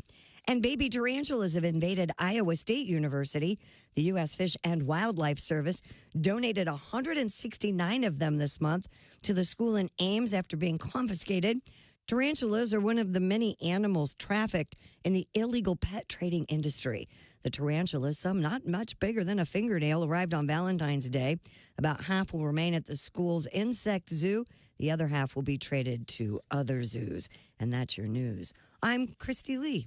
More of the Bob and Tom Show coming up. Ladies and gentlemen, Bob and Tom. We do have a duel that's been proposed by a listener. Chick with slide whistle and or fart machine versus Tom with sugar packs and hello there Houston, etc. Man. Who snaps first? The rest of us. Yeah. The audience. There we go. Two men go into the ring. We all lose. That's not hello there. Hello there. There we go. Did the hello there get Chick? Hello there. Oh, thank you very much. I give up. Bob and Tom in the morning and highlights all day long. The Bob and Tom Show, weekday mornings at 6 a.m. Eastern on Bob and Tom 24/7. Hi, this is Bobcat Goldthwait, and you're listening to Bob and Tom 24/7. Brigham All Broadcasting presents another Bob and Tom Olympic moment in history. The oldest gold medalist was in 1912. When It's room. There's Josh Arnold. Hi there. Hey, there's Ace Cosby. Howdy. There's Willie Griswold. Good morning. I'm Chick. There's an unusual story that Christy had about the doctor Yeah. who on TikTok claimed, what is it again now? About IFI science. Apparently, that's second eyes in hell, I guess. Oh, it's IFL, but we couldn't tell because of the font. Yeah. Oh, okay. But it stands for I effing love science. Oh, that's cool. Yeah. That makes sense. Dear Bob and Tom, I was in a closed car in the winter with my uncle Chuck. He cut one so bad I was blind for 3 days. So, Whoa. Oh, okay. Anecdotal research. We do have some audio if you'd like to hear it. Here it is. Okay, there. Thank you very much. No. Come on. Ready? Okay. Oh, the old double barrel. Have you ever farted with someone simultaneously and you could hear both of them? I don't know. Yeah, I don't think that's You'd ever think you'd happened. remember it. Yeah. You apply for a grant. I don't think That that's could be ever a valuable happened. science. I had one yesterday where I thought it was going to be one, but then it was two, and they were identical. It was like, Really? Yeah, you ever had that? That's really interesting. I had twins. Yeah, it was very I know interesting. you can't, what is it? You can't shut your eyes while you fart or something. Or you When you sneeze, Ah, you're that's close. it. Yeah, that's okay, it. you're close. Okay, time now for a little treat, as promised. We've been working with the Ace Cosby intro. You've been doing all this. And I want to see if you can figure out what's happening here. Yeah. You know what? At least you're being honest. I'd like to know what's happening as well. This one's somewhat subtle. Not going to give it away. See if you can locate the difference with this special intro. And we will, of course, allow Ace to do his joke. I'm certainly looking forward to that. And here it is. Who's that sexy man with a deep voice? Ace Cosby, here he is with his joke of the day. Crow. All right. We didn't need you to produce that. You do it every day anyway. Sweetener packet, okay. You could hear the sweetener bag shaking like tambourines, maracas, if you will. I'm sorry, Ace. I think I took away from the momentum. Crow. Wait, no. I'll do it again. You get to hear. Here it comes. And listen for the shaking bags of sweetener. Who's that sexy man with a deep voice? Ace Cosby, here he is with his joke of the day. The Crow walks into a bar, orders a drink. The bartender says, I hope your friends are coming again. Last time there was a murder. That was Ace Cosby's joke of the day. Oh, a crow. Crow. I thought you said a girl. No, a crow.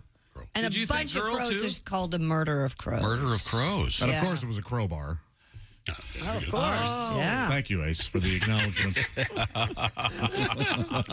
Well, you know, before crowbars, crows had to drink at home. Yeah. The tag. What? And speaking of Ace, dear Tom, allowing Ace to eat salads in the pizza challenge would be like telling someone who plans to swim the English Channel, well, of course you can take a boat part of the way. No, he's not substituting a salad for one of the pizzas. I didn't say he He's was. having a side salad. I totally understand that, but he should only eat pizza, period. End of story. He's going to. You got this, Ace. Is that what you want, Ace? Plotting, you know. Okay. Gonna Once join again, you guys for month of bowling March. sometime. And Am have some I the only one? bowling alley pizza. that Yeah, remembers that's good. the shrimp incident of 2021. No, I remember that, yeah. You remember the shrimp? Oh, yeah. He wanted to It was have delicious. He wanted a contest eating shrimp, and he just started eating leisurely. Was he Josh fighting was you? stuffing them down. Yeah, you were trying to eat as many as you could. That's the shrimp I eating did not contest. want to shame my friend. Oh, well, that's very, very nice of you, but I... Well, we should call this the pies of March. My own Does March. anyone still use the word pizza pie? Boy, I I'm haven't sure. heard that. That's also Pizza an pie. East Coast deal, Yeah, right? it's very East Coast. Yeah. In fact, they'll even just say pie. Just grab a pie. Hey, let's go get a pie. Yeah. Yeah, me and Donnie Wahlberg will go get a pie. You want to get a slice There for was a a pie. chain called Pieology, I think. Okay. Brian Regan has a very funny bit about that, about he went to college in the East Coast. His buddy goes, hey, you want to get a pie? You want to go halvesies on a pie? And he's like, I guess. What are we talking? Apple, peach? He's like, I don't know. What? I don't know. What? Well, it's going to be the pies of March, the pizza pies of March, with Ace Cosby There's eating something pizza better every than day. the pies of March. It doesn't rhyme with Ides. Well, what about... Well, go ahead. Think of something. And let me That's know. what I said. I don't know. We need to think of something. Well, I think they're pizza pies. Well, I think on that, Christy Lee, what have you got over there at the news desk? Oh, what do we want to talk about? A man in California who has a customized license plate reading cash, registered in his name since 1970. Wow. Is now selling the plate with an asking price of $2 million. Oh, I hope he gets it. The Wouldn't man's that be initials. awesome? The man's initials are CASH, Claude Arthur Stewart Hamrick, 83, a retired San Jose patent attorney. He's offering the rights to his vanity plate for sale via a website, platebroker.com. That's an interesting website. Didn't know that existed. Wow. Isn't there some state in the East Coast where they have bids on these all the Delaware, time? isn't it? I thought it was Connecticut or something. I think it's Delaware, but I'll look it up. Hamrick said his license plate has read cash since 1970. Every time I traded cars, the dealers tried to buy it from me. Every car dealer in San Jose wanted the plate. Hamrick told the San Jose Mercury News, I told him I wouldn't sell it for $1 million. So he's sticking with his statement, but asking for $2 million. He's got to get $2. Under the guy that has the Bitcoin plate is asking for $3. Oh, hang in there, pal. Yeah, that's true. It'll be zero soon. Don't you listen to Griswold. Hold on to it. That's amazing. Yeah. Wow. And do you suppose he just got it because those were his initials? That's what he said, yeah. I mean, in the beginning, he Right. said, yeah, those are my initials. I wonder if they'd give it to you if they weren't your initials. Maybe not. Right? Back then? Oh, probably. I don't know. They don't have it. It's not as strict as it is now. Someone was telling me that the various authorities at the license bureaus, all state to state, now they exchange a list of potentially offensive plates that people try to sneak by. Hey, by the way, P3NIS, that's also penis. That kind of talk. Right. Well, I always thought California was cool because when you sold your car, the plate went with the car. So it always stayed with the car, didn't it? I always thought that, but... No idea. And they have more spaces. They have more characters than any other plate, I think. Like they have 8 or something. There are a lot of people. Something like that, yeah. I don't know. An investigation has begun after claims that the body of a dead man was taken into the Irish post office in an attempt to claim his pension. Boy, this is Bernie on a new level. Reports suggested deceased retiree was propped up by 2 men as his body was carried into the building in County Carlow. Carlow. I have a post office box, sir. It said the 2 men dropped the body and fled when staff questioned them. Police are now investigating the circumstances surrounding the, quote, unexplained death of the elderly male. Man, that's creepy. They walk in with the corpse? Yep. Yeah, they were trying to make him look alive. Weekend at O'Shaughnessy's. How did they think they had to have been drunk? How would they have thought they would have gotten away with it? Man. I don't know. Wasn't there were sequels to Bernie, right? 2, or 1 sequel, yeah. Weekend at Bernie's 2. Where wasn't it like he can walk on his own? You get these like there's like a voodoo curse or something that, yeah. So he's just kind of the great Terry Kaiser. Say what you want. Terry Kaiser can do no wrong. I agree. I love him. I met him. No kidding. Yeah, I was very pleased to meet him. I wonder, that'd be a great Super Bowl commercial. Have him in it and doing that role once again. Sure, you can get Jonathan Silverman and Andrew McCarthy back. Yeah, they're not doing anything. All 3 available. That'd be funny. Christy, I know we're coming up. We've got comedian Greg Warren. What else have you got over there? Yes, we have the Mexican president who swears he's got proof of a mythological elf that he captured in the woods. Nippological. This is important. Mythological. Oh, I thought. Yeah. Sure, you said nippological. No, I said mythological. Yes, I mean that. Can you imagine if, I don't know, the President of the United States or the Prime Minister of Canada said, ladies and gentlemen, there are...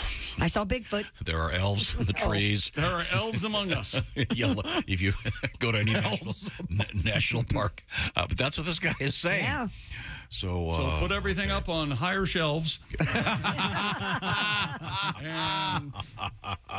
Coming up, comedian Greg Warren, also coming up with his Country Fried Take. Comedian Reno Collier. Right now, the Bob and Tom Show is sponsored by BetterHelp. Getting to know yourself can be a lifelong process, especially because we're always growing, we're always changing. Things get a little overwhelming out there sometimes. That's where therapy can come in, deepen your own self-awareness and understanding, because sometimes we don't know what we want and why we react the way we do. But talking through things can be extraordinarily helpful. That's where BetterHelp comes in. They can connect you with a licensed therapist who can take you on that journey of self-discovery from wherever you are right now.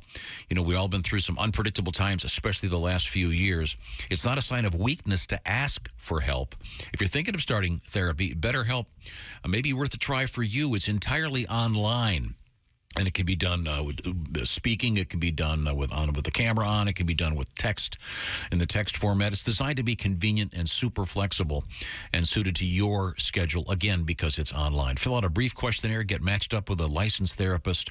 By the way, you can switch therapists at any time for no additional charge. Once again, the Bob and Tom Show, sponsored by BetterHelp.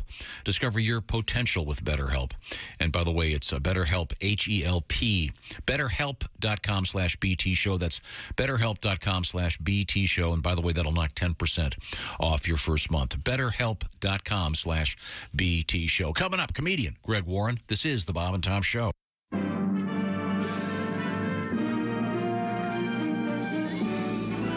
Spanning the globe to bring you the constant variety of curvy cleavage on display. The thrill of victory and the agony of defeat. Don't touch those. Sorry. The human drama of curvy cleavage on display. This is The Bob and Tom Show. No shoes, no shirt, no talent. Payday is almost upon us, ladies and gentlemen. It's nearly the end of the month, and what better way to spend some of your money than to go to BobandTomStore.com. Get yourself some Bob and Tom Show merchandise, brand new for 2023. Those Bob and Tom hoodies, hooded zips if you prefer the zipper. Also, the collared work shirts, the Bob and Tom Show hat, adjustable, fits any size head. We love the Bob and Tom Show hat. We'd like to see one on the head of every Bob and Tom fan across the world. Also, our clothing size is small up to 5XL, so we've got you covered. And if we don't have what you want in your size, just check back because they're always restocking, keeping very, very busy at BobandTomStore.com. You don't have to leave the house. Heck, you don't have to get off your sofa. BobandTomStore.com is where you go to do some shopping for that Bob and Tom fan in your life. Don't forget, makes great stocking stuffers, birthday gifts, anniversaries, you name it, retirement. If they are a Bob and Tom fan, that is the place to go. BobandTomStore.com. And by the way, if you're the Bob and Tom fan in your life, treat yourself at BobandTomStore.com. I'm Chick McGee with your Bob and Tom Sports Update. Damian Lillard set franchise and career highs with 71 points, tied for the most in the NBA this season. 13 three-pointers. The Trailblazers snapped a two-game losing streak, 131-114 win over the Houston Rockets. Other winners in the NBA, Milwaukee, Atlanta, Chicago, the Lakers, Cleveland, Sacramento, Golden State, and Denver wins in overtime, beating the Clippers. Jokic had 40. And Quinn Snyder has been hired as the Atlanta Hawks' new coach. They reached an agreement with Snyder on a 5-year deal only 5 days after firing Nate McMillan. Top 25 college basketball yesterday. Number 4 UCLA beat Colorado. Number 20 Providence over Georgetown. And Maryland upset number 21 Northwestern 75-59. And in the NHL, Buffalo, the Islanders, the Rangers, Pittsburgh, Toronto, and Nashville all win in regulation. And Minnesota beats Columbus in overtime. I'm Chick McGee, and that's your Bob and Tom Sports Update. Things you hear on the Bob and Tom Show. Yes, I have been doing lots of research, and now if you tell me who your favorite band is or what your favorite movie is or even what your favorite book is, I can tell you what you are saying about yourself. Okay, Christy, can we start with you? Do you mind? Christy, Right, favorite band? Favorite movie. Road, band, is it Roadhouse? movie.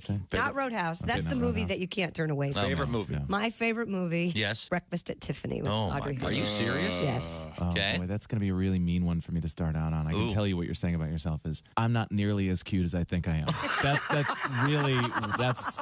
what that says about you. It's awful. Okay. It's okay. I'm sorry. I hate to start off on such a mean note. I got you. How about your favorite band, Christy? Say Michael Bubble or Can I whatever. say Maroon 5? Sure, Maroon go ahead. 5? Yeah. Okay. If your favorite band is Maroon 5, what you're saying about yourself is, man, 10% off every purchase? This Gap credit card was the best decision ever.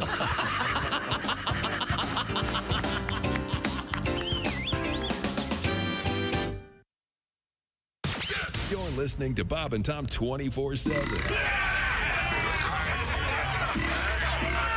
That's awful. Awful entertaining. Essential Morning radio. This is Bob and Tom 24/7.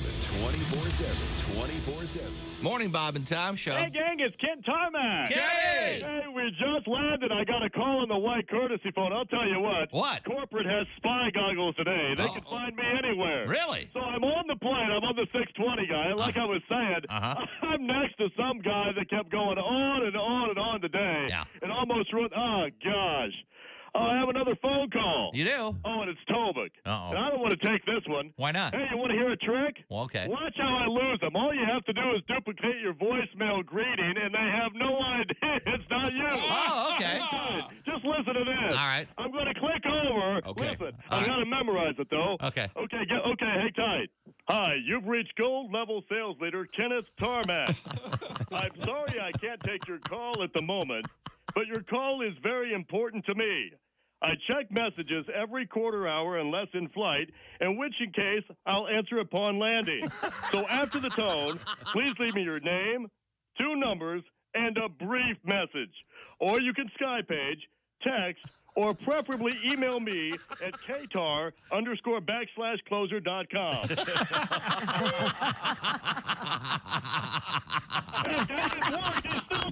He's still talking. Is he talking? Yeah, he's still chatting me up. Oh, God. I'll catch you later. I can't get enough of this. All right, bye. We just landed and I pulled it off again. Oh, you did? I don't believe I called Bob. Hey, everybody, this is Jimmy Pardo. You recognize my voice from the show and my face from television.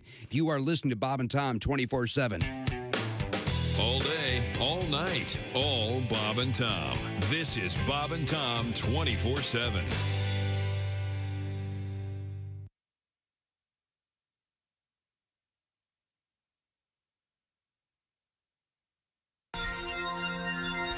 Welcome back to the Bob and Tom Show. Christy Lee at the news desk. There's Hello. Pat Godwin in the performance room. Hey there. There's Ace Cosby. Hey. Over there. There's Josh Arnold. Chick. There's Willie Griswold. Yo. I'm Chick McGee. And here's Tom Griswold.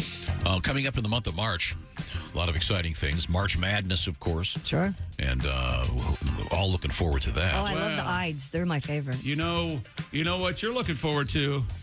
Bracketology. Oh, yeah. And the bracketologists. That's a word. And we're going to have a special guest in a matter of seconds. I just wanted to mention that we do have, there's our guest.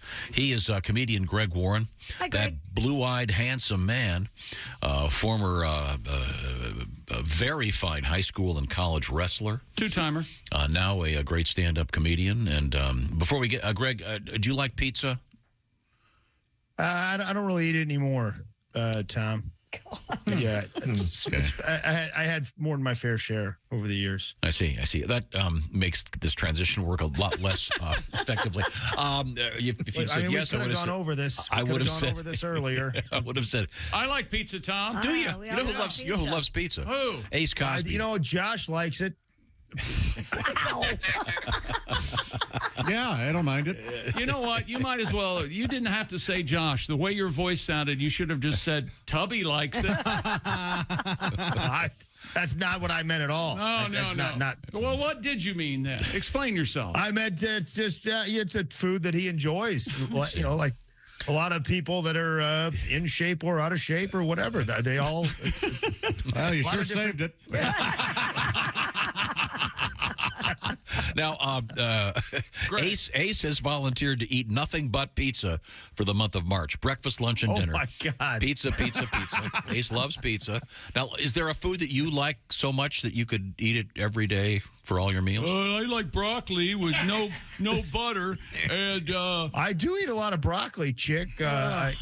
It's the nature's broom. Broccoli is the whisk broom of the lower intestine. That's exactly right. I thought it was celery.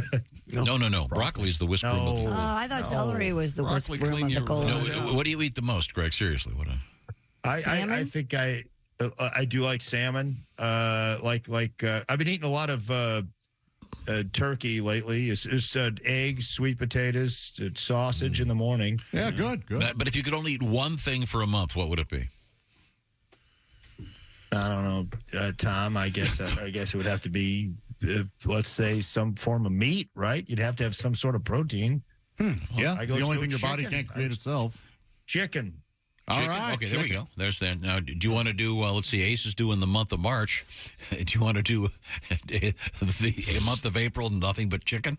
I'm buying. I'm not doing that.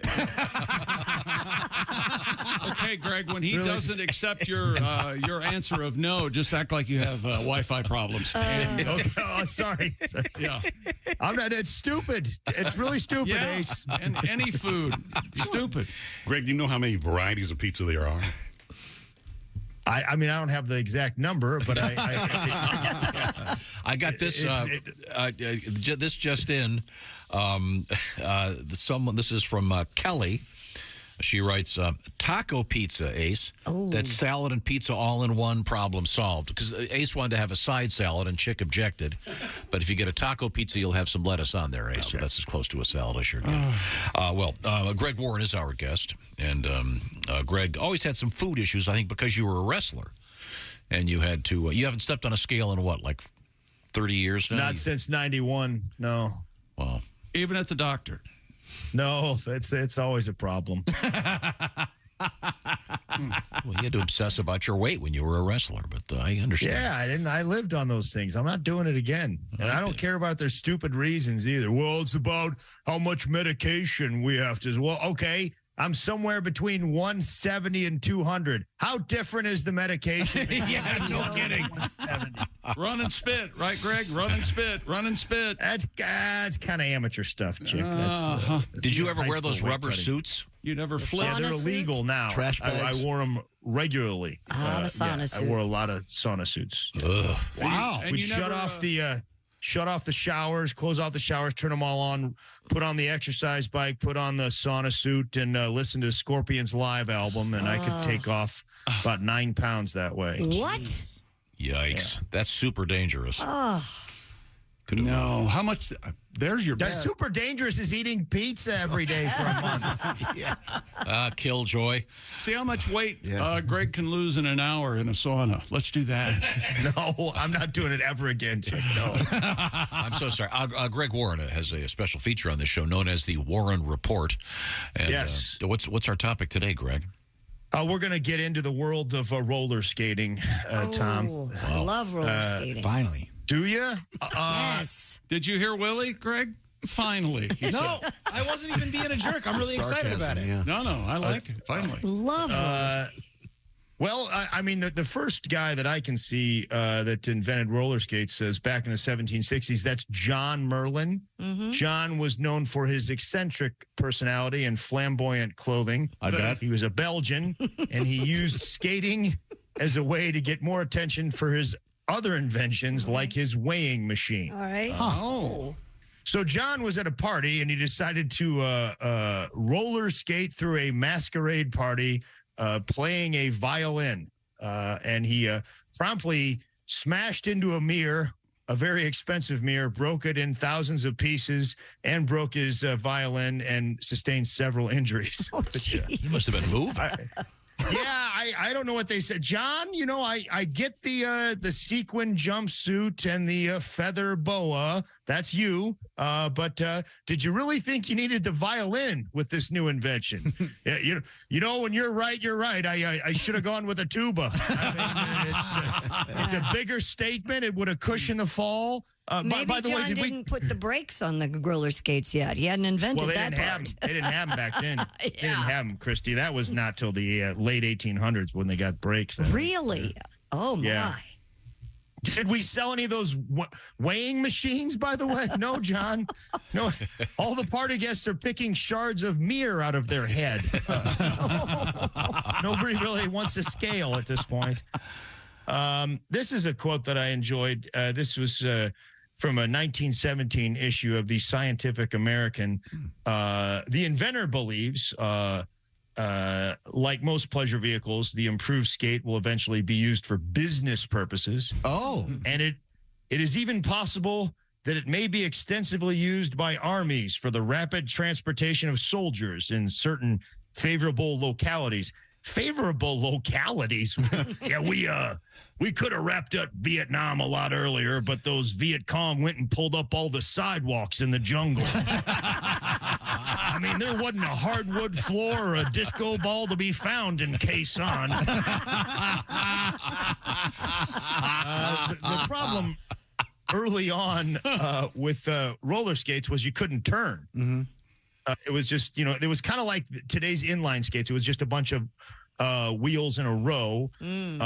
Yeah, that was the thing. Hard to turn. That sounds like a Steven Seagal movie, doesn't it? Nico Toscani takes a job protecting an elite team of gay circus performers. He is hard to turn. 1823, they added a fifth wheel, still sort of all in a line. That was called the Rolito.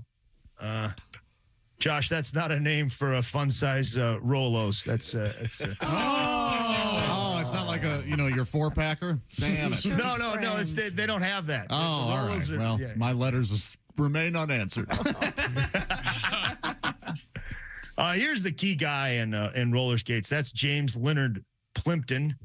James invented the quad skate. That's the 4 reels that we know. The article says 2 in the front, 2 in the back, which that seems It's not a Donnie Baker song. What? 2 in the front, 2 in the who I'm back. dealing with. Yeah. 2 in the front, 2 in the back, which seems obvious, right? Right. That 4 in the front, none in the back model probably didn't work very well. the sort of penny farthing of roller skates. Yeah, a lot of heel pain. Dredged some ditches. The agricultural people liked it. They sure did. But James was really smart. He developed this roller skate. He didn't put the skates directly on, or the wheels directly on the skate. That's how he got the ability to turn. That's when people started to be able to turn. And James started opening roller skating rinks. The first one was in a furniture store, his furniture store. I guess he hadn't heard about old John Merlin and his violin. But he also, this was his real genius. They say he made it an appropriate activity for men and women to do together, allowing young Victorian couples to meet without reprisal or rigid chaperoning. Oh, okay. Yeah, that was kind of like, that's how you got away from your mom or whatever. You went roller skating, and it was still proper. Huh. Yeah, and then the first roller derby was in 1945. And it was 1935. Sorry, it was in Chicago. It was the Transcontinental Roller Derby. Now, it's not what you guys think of as roller derby. It was just like 2 couples that skated the distance of the United States around a roller rink. So they went around like 20,000 times. It seemed sort of boring. At some point, they were like, we got to get some chicks to beat the crap out of each other and give them nicknames. That's Yeah. And I got to thinking, so the most famous roller derby girl was Nicole Williams. That's Bonnie Thunders. You guys are familiar? I'm not familiar with Bonnie's work. I remember Bonnie was the best. Joni Weston. Oh. Joni Weston? Of the San Francisco Bay Area Bombers, I think, or something. Did she have a nickname, chick? Most of them do. No, she was like 8 feet tall and blonde. I remember that, though. You don't need a nickname. Yeah, that's right, yeah. My favorite nickname was that there was a Jewish roller skater. Her name, Leanne Epstein. Her name was Matzah Brawl. Oh, wow. Excellent. So I started thinking about what your guys' roller derby names might be. Oh. Yeah. Twisty Lee. Yeah. Oh, sure. Oh, there you go. Yeah. Tom would be the know-it-aller mauler. Splat Godwin. I think I would be flute of the boom. Yeah, you would. Oh, okay. Or low-hanging flute. I don't know which one you guys I like that. Yeah. Break your knee, McGee. Yeah. Ace applause B. Yeah. Willie, Kid Cannabis, I think. That'd be a good boxing name, too. Yeah, it would. Yeah. And Nosh Arnold. I see. 2-1. There's a whole theme going on. Man, sorry, Josh. He's at the concession stand again. Josh, you're supposed to be roller skating. Well, he's not going to skate and eat a meatball sub, is he? Now, Greg Warren is our guest. Greg, did you find anything out about the first roller skating? He's going to ask me something that I have no idea about. No, this is a legit question. They love to do this. No, this is a legit question. The first roller skating car hops, did that come up in your research? Yeah, man, that was 1921. The pig stand in that was the first car hops. It was 1921. The pig stand in Dallas. I don't know when they started adding roller skates, Tom. Pretty quickly, I believe. Okay, because you don't see that very. There are a couple places like that. There are. Mm-hmm. Yep. There are. No. What Sonic? Did they have roller skaters, or is it just a car thing? I think it's just a car thing. One of either Rallies or Sonic. I think there are some locations that still do. Mm-hmm. There's some mom and pop places that still do. Yes, I think like Mug and Bun is one. I think Dog and Suds might even still. Oh yeah. Yeah. Where's I'm not familiar with Dog and Suds. Oh, Did the old A&Ws have them? I don't think so. Yes, they did. They did? And they claim they were the first ones. My research shows the pig stand in Dallas. The pig stand. Okay. Dog and Suds. I mean, it sounds... maybe... Hot dog and root beer. I know what it is. Sounds a little like an after-hours bar. Well, we didn't get lucky at the first club. Let's go over to Dog and Suds. Take home a couple Bowsers. Or in South Korea, it's a place you can take a bath after eating a beagle. That shouldn't make anybody angry. Well, I don't. No, they still eat dog in places over there. I had no idea this was going in this direction. Sorry.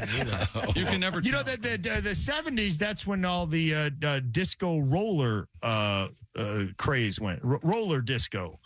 I was one, a chick, Chris, did you guys, late 70s, you get into any of that? No, I did not.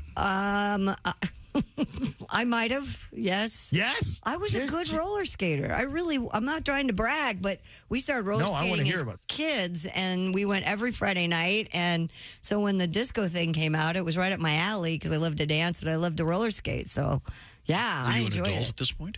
I was in my late teens. I was in my teens. Yeah. Yeah. That's what I... Think anyone has ever had a deeply intimate encounter while they're both wearing roller skates? No. Don't you remember Roller Girl? Roller Girl, yeah. Boogie Nights? That's right. Yes, absolutely. I forgot about that. Yeah, Heather Graham. Did she leave the skates on? Yeah. She would leave the skates on, yes. yeah. Did you leave your skates on? I'd forgotten. Greg, I want to mention that you're going to be back on stage coming up in just a few days, Thursday, March 2nd through Saturday, March 4th at the Comedy Club in Kansas City, Missouri. Greg Warren live and in person. Lots of other stops coming up, including Grand Rapids, Michigan, Pleasant Point, New Jersey, and the Funny Bone in Des Moines, the 28th of April through the 29th, a Friday, Saturday set with Greg Warren. It's always a pleasure speaking to you, Greg. In conclusion, anything we need to know about roller skating for our future? Well, they're fun. In conclusion, yeah. I guess you know what there was. The roller blades, the hockey things, the inline skates, those were invented by Scott Olson in 1983. And here's the thing: they were like the old school ones, all in a row. But the key was the material they used for the wheels. That's a polyurethane. Which, those were so. I knew fun. a stripper named polyurethane. Yeah. Oh yeah. Yeah, I think she might have had some work done. I'm not sure. That's the Warren Report. Thank you, Greg. I'm sorry that we didn't get to Starlight Express. It would have been fun to talk about that. I saw Xanadu, the play at a Chicago theater in Lincoln Park, all on roller skates. Recently, like within the last few years. Yeah, I've been trying to put together Death of a Salesman on roller skates. Oh, yeah. It's kind of hard to take. You got any old pics of you in roller skates and disco outfit? No, I'd like to see it. I'd like to see it. Boy. Has anyone ever done Shakespeare on roller skates? Skatespeare? It's a lot of fun. Thank you very much, Craig. Bye, guys. Bye. See you, man. Right now, Mr. McGee is thinking to himself, I can't wait to get home today, lock the doors. And turn on my home security system because I have Simply Safe, the design-it-yourself, do-it-yourself home security system. By the way, it's the best home security system of 2023 as voted by CNET. Also, the editor's choice pick. Simply Safe designed with cutting-edge security technology and powered by 24/7 professional monitoring. You have an emergency, Simply Safe's professional monitoring agents use Fast Protect technology to capture critical evidence and verify the threat is real, so you get priority police dispatch. And 24/7 professional monitoring service costs under $1 a day, less than half the price of traditional home security systems. You can lock, unlock your doors, access your cameras, and arm and disarm your system from anywhere with the smartphone app, and customize the perfect system for your home in just a few minutes at simplysafetom.com. Go today, claim a free indoor security camera plus 20% off your order with interactive monitoring. That's simplysafetom.com. Remember, there's no safe like Simply Safe. And according to my quick research, apparently there are certain locations of Sonic that do have the skating-friendly car hop. All right. Something out of a movie. Now, coming up, Christy, what have you got over there? Coming up, we have El Chapo in the news and some very interesting things he did in prison. We have the Mexican president posting a really interesting photograph of what could be a mysterious elf-like creature. Whoa. And is that a dog or a coyote? We're going to have a DNA test to find out. There's a coyote, guys.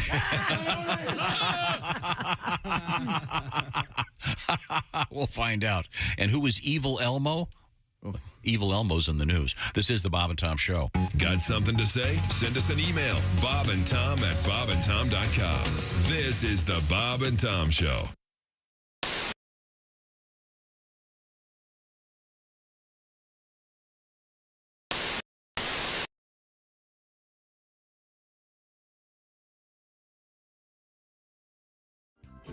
Today, a little bit of an issue, something a little minor. Christy has a new boyfriend. She's officially announced the arrival of her new boyfriend. He just got here. Yeah. Well, I mean, she ordered him online. Yeah, come on. No, I mean, you've been seeing this guy, and now suddenly it's okay. We can go with it. Yeah, we're going with it. It's official. And the reason we had to go with it is because this guy's name is Tom, my name. Mm-hmm. And there was some confusion behind the scenes. Christy be telling. I'm the only one named. I'm the original Tom. Well, no, but Christy was telling stories. She'd go, well, this weekend, Tom and I did something, and she would and I'd have to tell about some exotic adventure they had. And I'd have to clarify that I had no part of this. There has been some speculation on the show that Tom and I might be seing each other this Tom, but and it's not. It's totally Tom. not true. So you have boyfriend Tom, and then I will be plaintiff Tom. I think. How about Boss Tom? I like this. Taking it off here, Boss Tom. But see, since he's your man, he should be Major Tom, and then I would be Minor Tom. Oh, that's nice. That way, since he's like the guy, you're major dude. Yeah. We'll have to settle on something. I kind of like work Tom versus play Tom. Or day Tom versus night Tom. But then sometimes you see him during the day. Like on a Saturday, you probably let him in, I assume, during the day on Saturday. No, he stays chained to the tree, Tom. He's not allowed in. Sometimes we have lunch, I think there's a Starbucks in town that thinks that we're having an affair. It's great. Really? Yeah, it's great. Because you know how we meet at the same Starbucks occasionally. And, I see. The people that work there kind of give you that look like, Well, that's because see, he's facing them, and you're when you look away, he makes funny faces with his lips. That's probably true. Hey, look. Yeah. Oh, yeah, that's the standard. Don't ever do that again. Keep your tongue in your mouth. Sorry. That's a really creepy That was like a lizard what was that? I missed snake. it. No, you don't want to see it. See, let's just say Chick is the employee at Starbucks. Yes. And then I am facing them, sitting at the table, and I'm sitting with my back to You're them. sipping some annoying exotic Don't drink. show me your tongue again, please. And as soon as you look away, and then he goes with his tongue, implying that creepy pink thing come out of his face.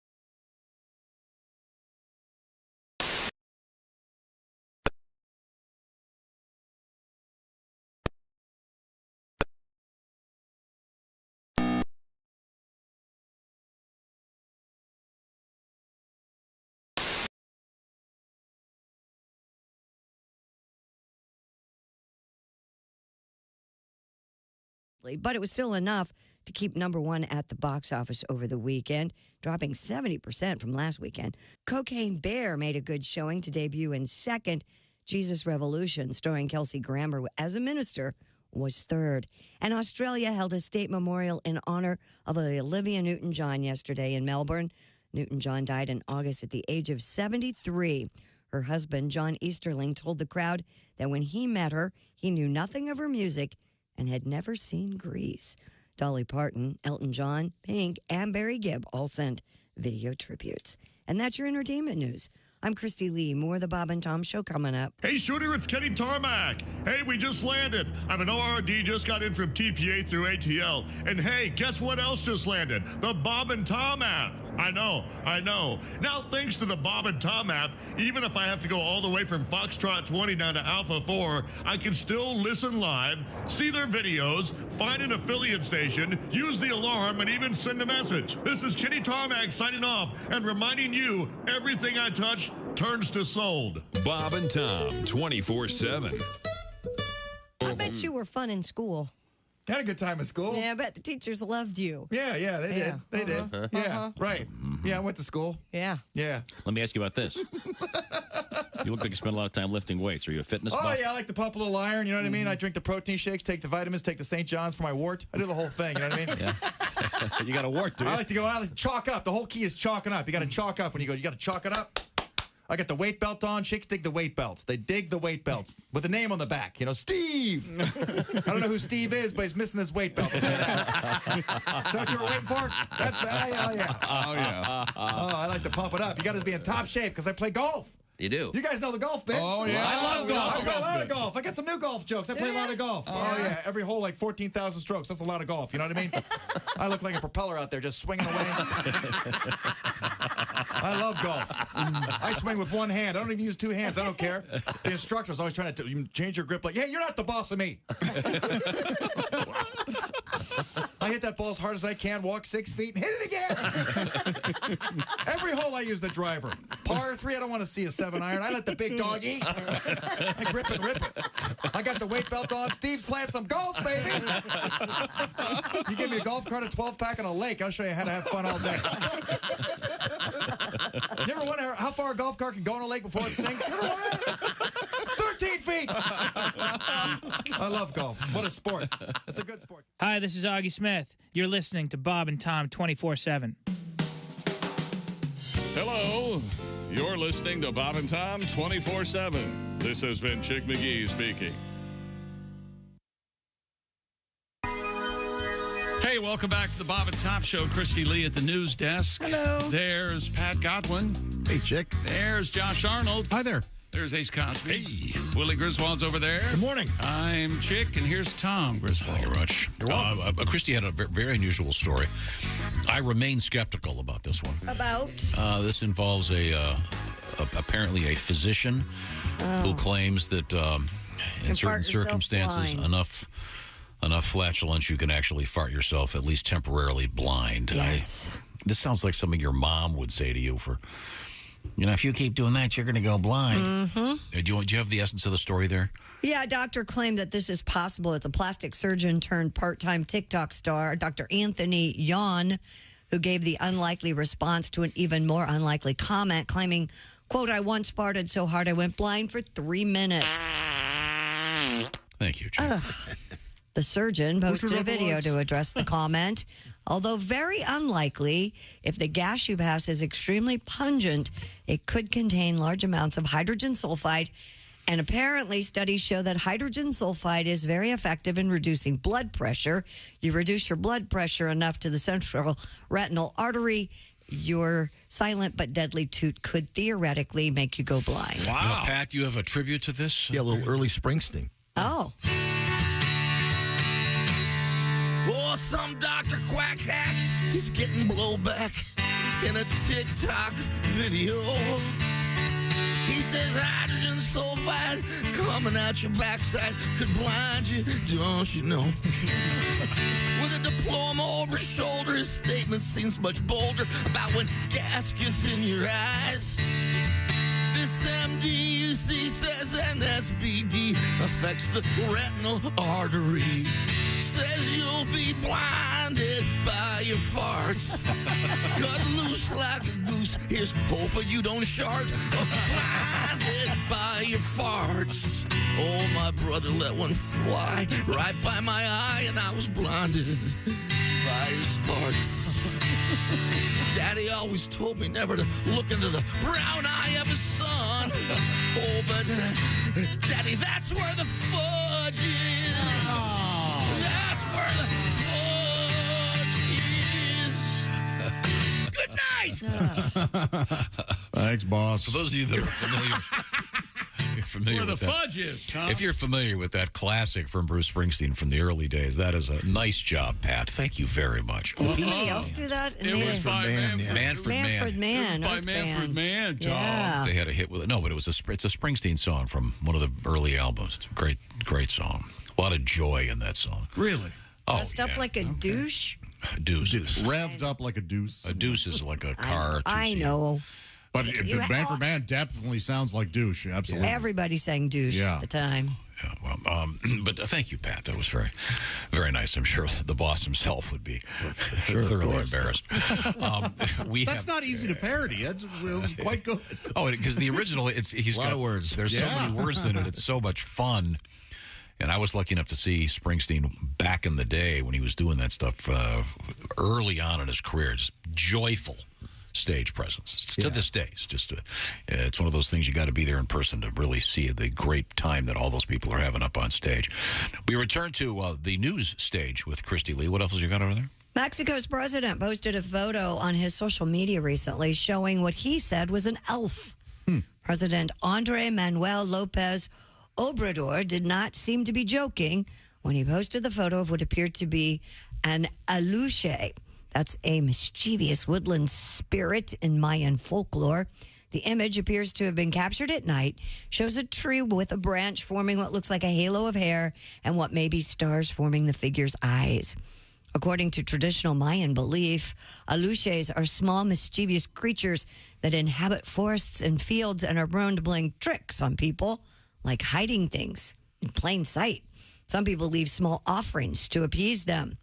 Lopez Obrador has long expressed reverence for indigenous cultures and beliefs, and he believes he really saw an aluche. All right. Your thoughts, Josh? I would like him to take. This was taken at night. This photo. Mm-hmm. Maybe take some night vision photos of. I don't know, their border and see if he sees any eyes there staring back. Is this like the what is it, chupacabra or something? That sounds like it might be a similar. Right. But they don't sound malevolent. But instead of being a Bigfoot, these are small creatures. Yeah. Like this, I mean, there's a tradition in many cultures of obviously things like that. You've got leprechauns and various other small, miniature, cute. I hope he did actually see one. Mm-hmm. Me too. Remember in Harry Potter? Dobby, is that who you're talking about? Yeah. The little house elf? Yeah. Oh, house elf, huh? Oh, he's crazy. Yeah. Yeah, he's the whiniest, most spineless, annoying character in that whole thing. And then there's, in The Lord of the Rings, there's one. Gollum? Gollum. I'd rather 4 hours in a car with Gollum than with Dobby the house elf. Heck, Yoda's kind Dobby of Dobby was a creature from a sitcom in the 50s. Oh, Dobby Gillis. Now, Dobby Gillis, that's a funny show. You got Harry, Mr. Dobby wonders if he can enter your... You just get in here, you piece of crap. God. I like that. Oh, he's insufferable. Isn't that kind of the point? That the house elves are like super subordinate or whatever. Yeah. But it's just hard to listen to. Yeah. Have some self-respect. But there are various versions of Bigfoot in many cultures as well. And yet no one's ever found a dead Bigfoot or a dead... Yeah, you ever found a dead grizzly bear in the woods? Even a dead deer? Nope. Yeah. No, you sure have. On the road. Yeah, there was Nature takes care there of was a itself. dead deer at the gate to where I used to live. I'm saying walking around in the woods. If a Sasquatch died on the road, you're more apt to find it. Well, why wouldn't a Sasquatch have been hit by a car all these years? Because Who's he to say knows it not hasn't? to go across a road. Right. It's not Wait, no business. stupid. Also, why were you at? Did you drive to the wrong house? Why were you at the gate of your old house? Oh, no, it was a couple years ago. Oh, okay. I just thought you And were... wait a minute. That wasn't just a dead deer sitting outside. Hadn't it impaled itself? Yeah. Yeah, So that's a completely different... No, I mean, why hasn't a Bigfoot ever impaled itself on? Well, because they're half human. Not stupid. Right? A lot of human beings get hit by cars because they're too stupid to look both ways. Well, you tell me Bigfoot's smarter than humans? Maybe. In the sense that he's not going anywhere near where cars are. I mean, and if they do, you don't want to... You don't think they know that we're looking after... we're trying to find a Bigfoot, get a picture of... Oh, sure they do. They know. They're trying to be scared. Okay. We also don't know the biological or physiological makeup of a Bigfoot. Maybe their decomp rate is much higher than that of any other known mammalian creature. So that defies all scientific knowledge. That we have right now. Now, yes. if a distinguished American were to post, like a president or vice president or, I don't know, head of the Senate would post a picture of something like this, the Alouche, do you think they would be given a fair shake? Would they be called a lunatic? I think 50% of the people would call them a lunatic and 50% of the people would give them a fair shake. Yeah, okay. All right. Okay. I'd love it. Hey, look at that. I would love it. If any president came out and was like, we think this time we really do have a picture of Bigfoot. Put something up. Okay. I thought they were getting close with the UFOs there a couple weeks back. They were going to come out and go, there's some stuff they don't know what it is. We got pictures. Here you go. In this case, it's this. The Mexican president has posted a photograph of. It's an elf. Once again, the term that they use is Alouche. I hope I'm pronouncing that correctly. But this is a mythical. Well, it's a creature from Mayan folklore. How about that? So the pictures. It looks eerie when you look at it as if it were some kind of imp. You can also look at it and go, "Oh, that is a knot in the tree with stars." yeah. So but it's fun. But again, this is the president of the country. Yeah, but it's Mexico. Well, I mean, what does that mean? I mean, it's you'd think that they don't really have their house in order, is what I'm saying. Oh, you're racist. Am I, or do I read a little bit about other countries? So you think he belongs in the Wardo del Psycho? I'm not saying that. I'm just saying. Okay, the standards are different. So let's just agree to disagree, okay? They should call him El Elf. Well, we have El Chapo, which is that means Shorty, coming up in the news next. Okay, when we come back, this is the Bob and Tom Show. Got a comment? Our email is bobandtom@bobandtom.com. More Bob and Tom next. State law.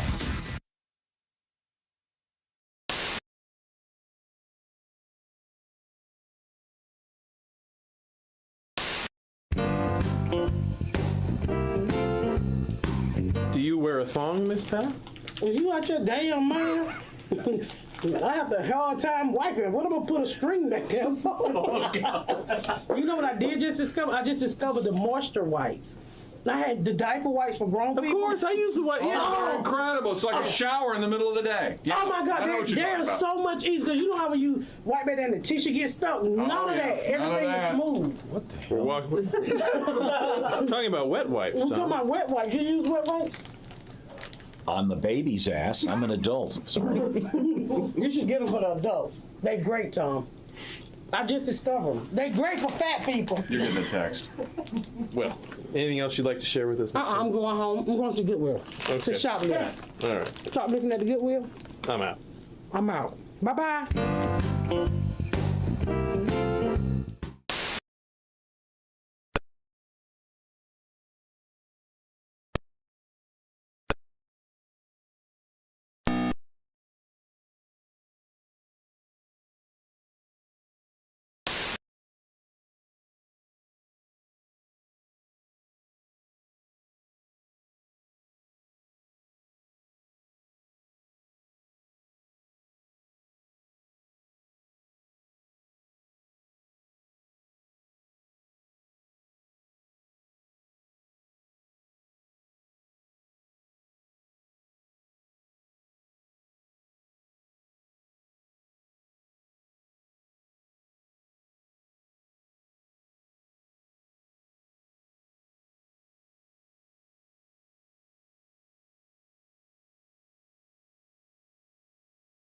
Essential Morning Radio. All day and all night. Some like bug, some like Schmitz. Bob and Tom 24/7. 24/7. Looking for some extra Bob and Tom Show content for later this afternoon or perhaps later this week? You can always go to bobandtom.com/podcast and download the Bits and Pieces podcast, that Josh Arnold podcast, and even the Bob and Tom Show Extra podcast, all there waiting and lurking for you. That Extra Bob and Tom Show podcast drops weekday afternoons around 3 p.m. Eastern Time. The other two there all the time, constantly updated with new and interesting topics, including the Bits and Pieces podcast. Willie Griswold, Jason Hofsetz, Jess Hooker, and Jessica Alsman. Scorched Earth all together, and they dive into the Bob and Tom archives, discussing some of their favorite bits and pieces from the Bob and Tom Show. It's a great podcast for those longtime listeners and even those that have just started wondering what the heck's going on. The Bits and Pieces podcast helps to break down comedians, guests. You just have to listen to it to find out how much fun it is. And if you like that Jess Hooker laugh, lots more of those on the Bits and Pieces podcast. Again, available for free at bobandtom.com/podcast. Good morning, I'm Mark Allison with a look at things you may have missed on this Monday morning. Last-minute technical trouble for SpaceX to call off Monday's attempt to launch 4 astronauts to the International Space Station for NASA. The countdown halted with just 2 minutes remaining to liftoff from Florida. SpaceX did not immediately say when it would try again. The next attempt could come as early as Tuesday. The problem involved the engine ignition system. That could be a problem. Strapped into the capsule atop the Falcon rocket, 2 NASA astronauts, 1 Russian cosmonaut, and 1 astronaut from the United Arab Emirates. The unlikely award season juggernaut Everything Everywhere All at Once marched on at the Screen Actors Guild Awards Sunday, even gathered steam with awards not just for Best Ensemble, Michelle Yeoh and Ke Huy Quan, but also for Jamie Lee Curtis. The SAG Awards, often an Oscar preview, threw some curveballs into the Oscar race in a ceremony streamed live on Netflix's YouTube page from Fairmount Century Plaza in Los Angeles. Curtis won Best Female Supporting Actor for her performance in Everything Everywhere All at Once over the favorite Angela Bassett. Brendan Fraser took Best Male Lead Actor for the movie The Whale. Christy has seen it and said it is awesome. And that is a look at things you may have missed. More of the Bob and Tom Show coming up. Ladies and gentlemen, Bob and Tom. More sports coming up, including Ocho Cinco. Lived in a swell place when he first got into the NFL, making headlines. Did he sleep on a corduroy pillow? Well, that's why it's making headlines. Very good. Sorry, I was busy over Very here. good. Bob and Tom in the morning and highlights all day long. The Bob and Tom Show, weekday mornings at 6 a.m. Eastern on Bob and Tom 24/7. Hey, this is Larry the Cable Guy, and you're listening to Bob and Tom 24/7. Boy, better get up, get some exercise. I'm sick of being sick. I've been in my bed all week. I feel like dick. I'm sick of my TV. Now I'm hooked on all the soaps on ABC. I try to read a magazine or hear the radio or watch the Bad News Bears again on in HBO. I'm sick of being home, 'cause you think of stupid things when you're alone. I'm sick of this old house, and today I might try on my wife's new blouse. I saw 2 women fight like cats on Jerry Springer's show because their mom was sleeping with their older brother Joe. I'm sick of feeling bad, but at least my older brother's not my dad. I'm sick of these 4 walls, and my arms are tired of playing with my dog. I'm sick. Bravo. Thank you. Essential Morning Radio. All day and all night. Welcome back to the Bob and Tom Show. At the news desk, it's Christy Lee. Hello. There's Pat Godwin in the performance room. Hi, Chick. Hey, there's Josh Arnold. Chick. There's Ace Cosby. Howdy. Willie Griswold over there. Chick, sir. Just took his vitamin. I did. Healthiest one in the room. Shining image of health. I'm Chick McGee, and here's Tom Griswold. Donnie Baker called earlier. He's planning, what was it called? Poonapalooza? Yes. 23. And he... oh, yeah, you said you had some facts apparently about has rented a space in Twitty, Texas. Twitty is a real place. I Googled it. Is it 2 T's or 2 D's? It's 3 T's. Twitty, Wow. Twitty, Texas. And, well, there are 3 T's in the word. Yeah, there sure are. But Josh, you knew what Josh meant. No, that sounds like something that Josh would say to me if I said there. It sounds exactly like something else. Apparently, Conway Twitty's real name was Harold Jenkins. And his name was inspired by the towns of Conway, Arkansas, and Twitty, Texas. Oh, no kidding. I did not know that. Either did I. So there you go. Cool. And ergo, the Twitty Birds, his backup singers, were named after Twitty, Texas. Twitty. Good luck, Twitty, Texas. I love it. With Poonapalooza. Conway Twitty and the Twitty Birds. What was it? Courtney Love's getting some of the members of her band Hole together with Corn. Corn for Cornhole. Should be a great show. Christian rock, apparently, oddly enough. Christy Lee is at the Bob and Tom news desk. What have you got, Christy? When Joaquin El Chapo Guzman Loria landed in prison for the first time, he transformed himself into the king of the penal colony, ordering in meals, drugs, and women on demand. That's right.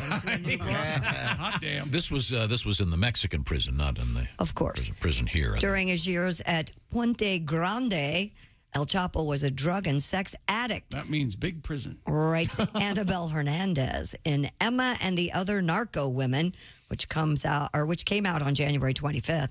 The Mexican journalist adds that El Chapo competed with fellow prisoner Hector Luis Palma Salazar, also a Sinaloa drug trafficker, to see who could last the longest during sexual acts and who could accumulate the greatest number of partners. Wow. Why would he want to escape? Yeah, that sounds pretty good. Right? I imagine that there are more delights in the outside world. He's getting food brought to him, having humping contests. Yeah. Drugs. Well, I guess in the States, they still have, what do they call it, conjugal visits? I think some states do. In some states, yeah. That's good. It's got to cut down on other activities in the prison. If you would think, let a girlfriend come in every now and again. Okay. I have no idea how that works, but, the man. But El Chapo, he's currently in an American prison, I gather? I have no idea about the man. In fact, what's a good show or something for me to watch about El Chapo if I wanted to learn more about? Oh gosh, I don't know. I'm a big fan of Narcos, but that was that's not him. No, that's El Patron. But I guess Escobar, wherever he is now. You wish him the best. Well, no, I don't think. I don't think they're allowing. This is Let's the guy. Just get this straight. He pays his taxes. This is the guy that escaped with them. Didn't he have they built like a train thing underneath his cell? Yeah. Went into the bathroom and snuck out. I've got to find out more about this. Well, he's a little more secure place now. But back then, El Chapo was probably his male member was a little chapped from all that activity. Oh man. El Chapo. And that's where he got his not shorty. And El it's Chapo chappy. means shorty, right? Yeah. Okay. Remember the tunnel? They had a tunnel and a motorbike or something. They go zip back and forth. Cool. A lot of fans this guy had. Wow. California officials are warning people not to approach a man dressed as the Sesame Street character Cookie Monster. Local media reports the man has been frightening locals and tourists in Santa Cruz, so much so authorities have warned people to steer clear from him. The Santa Cruz Police Department told San Francisco Gate that the man is believed to be a Mr. Adam Sandler, not the famous actor, of course. Not the Adam Sandler. Right. And this Adam Sandler is better known in the Bay Area as Evil Elmo. But he's dressed as Cookie Monster? Yeah, well, according to the story, Sandler became notorious in San Francisco's Fisherman's Wharf in the early 2010s when he dressed as Elmo. Oh. There were complaints that he made the area feel unsafe. And in 2014, he was arrested for allegedly threatening a food vendor. Now he's back as Cookie Monster. Apparently, the real Elmo made some people feel unsafe. Yes, that is Yeah, true. tickle me here. That's what I've always I'd heard. rather work with him. Yeah, really. Hey. Did you get Barney, the new Barney, Where Did He too. Touch You Elmo doll? Lower. Sad. Yeah. Sad. Lunatics. Yeah, this guy apparently has been doing this in various cities all across the country, and Really? yeah, Get him some help. Takes it on the road, huh? Haven't a lot of these folks, like in Times Square and outside of the Chinese Theater in L.A., are they being very aggressive these days? Like there are complaints that when you take a picture with the so-called Spider-Man, they're like, "Where's my money?" Like they're really harassing people. Oh, really? yeah. Remember that picture we saw? Oh, sure. Michael Jackson, Superman, and I think Spider-Man. They were Having lunch at McDonald's. at McDonald's. Oh. They were dressed just like. on a break from. They were on a break, man. Yeah, okay. A video shared by TMZ shows a naked guy running down a highway in Dallas, Texas. According to the site, the man was spotted running in the buff along the shoulder of the Central Expressway. Dallas Police Department told TMZ that officers responded to the scene, took the man to a local hospital for evaluation. Officials said no charges were filed. Wow. Now, do you suppose it was a drug thing or a husband getting home when unexpected? I swear I'm not high. He just came home early. What's that great Allman Brothers song? Which one? I ain't going out that door. Not familiar. Yeah, Ain't But One Way Out. It's an old, what is that, an Elmore James? It's a classic blues song. Ain't But One Way Chick Out. would like to hear more about this. You don't like the Allman Brothers? You're Let's hear the narrow song. casting again. That's all. No, it's a song about a guy. You know, That's all. He got caught. He's upstairs with the missus, and the husband gets home. I mean, why else would this guy be naked running down the highway? Could be a million reasons. Could Okay, be bath salts. high on meth. Okay, Could be crazy. What happens in Deep Ellum stays in Deep See, Ellum. it's just Maybe he it's likes a- streaking. Isn't it a happier story if he's just banging some guy's wife? Not if you're the I mean, husband. Depends. Did they finish? I mean, you can't call AAA for a pair of pants. Hello? Yeah, listen. I'm on Highway 7. No, I know. No, I don't have a car. I'm a member. I need a pair of pants. I like the idea there's a service Khakis. out there. You got a khaki? I don't know. Levi's at 36. Oh, okay. Maybe it's 38. I'm sorry. We all know how guys are. You know they've heard the door open upstairs. Honey, I'm home. And the guy went, I know I can finish. And got caught because he thought he could beat. Could you, or would you be too scared to finish? Oh, I would. I mean, Wouldn't it like freak you out and be like, oh my gosh, I can't. No, this is done. Well, then what if it's like your favorite thing in the world, and then every weekend now you have to get caught? Just doesn't that suck? Yeah, that would suck. Like, Get oh, your boy. fix. Yeah, one of these days you're going to end up getting killed doing it. But a chick by request. Yeah. From Live at the Fillmore. Ah. One of those great. You like this album?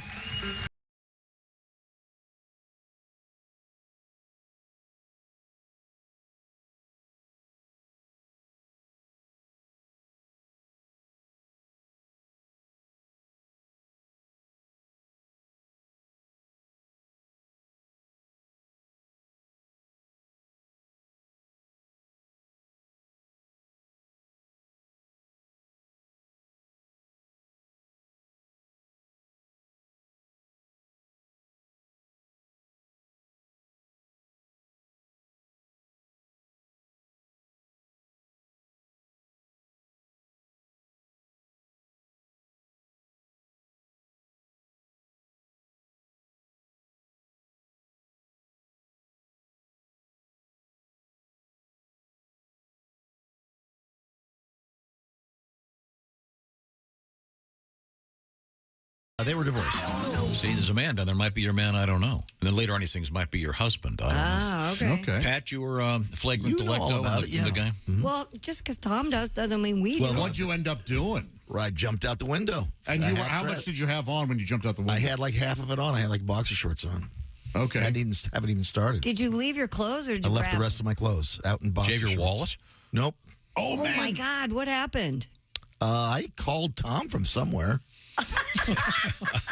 No kidding. Yeah, I can never remember all these. There have been so many calls. Remember that movie and beer place above Crackers downtown years ago? Yeah. Oh, yes, She worked up. So how did you get your wallet back eventually? Yeah. It was her ex-husband, and he came in all mad and stuff, and I got it back from her like a couple days later. Okay. Boy. Yeah. That another friend of mine, he's dead now. Same thing, but didn't end well. Different ending. He didn't get a chance to call you. No. I'm totally serious. That reminds me, the best way to listen to the Allman Brothers or any of your favorite songs, of course, is with some great earbuds. Especially they got that noise canceling. Shut out the world. Listen to Dwayne and Greg. Raycon earbuds. That's what you want to use. And, turned me onto those. Chick McGee, way before we started talking about him on the radio. Tell me more, Chickster. That's right. Raycon, premium audio at the perfect price point. You can build great habits without breaking the bank, whether you're looking for a pair of everyday earbuds, low-latency gaming headphones, or a speaker with a battery that lasts all night at your next party. Raycons have you covered, and Raycons start about half the price of other premium audio brands.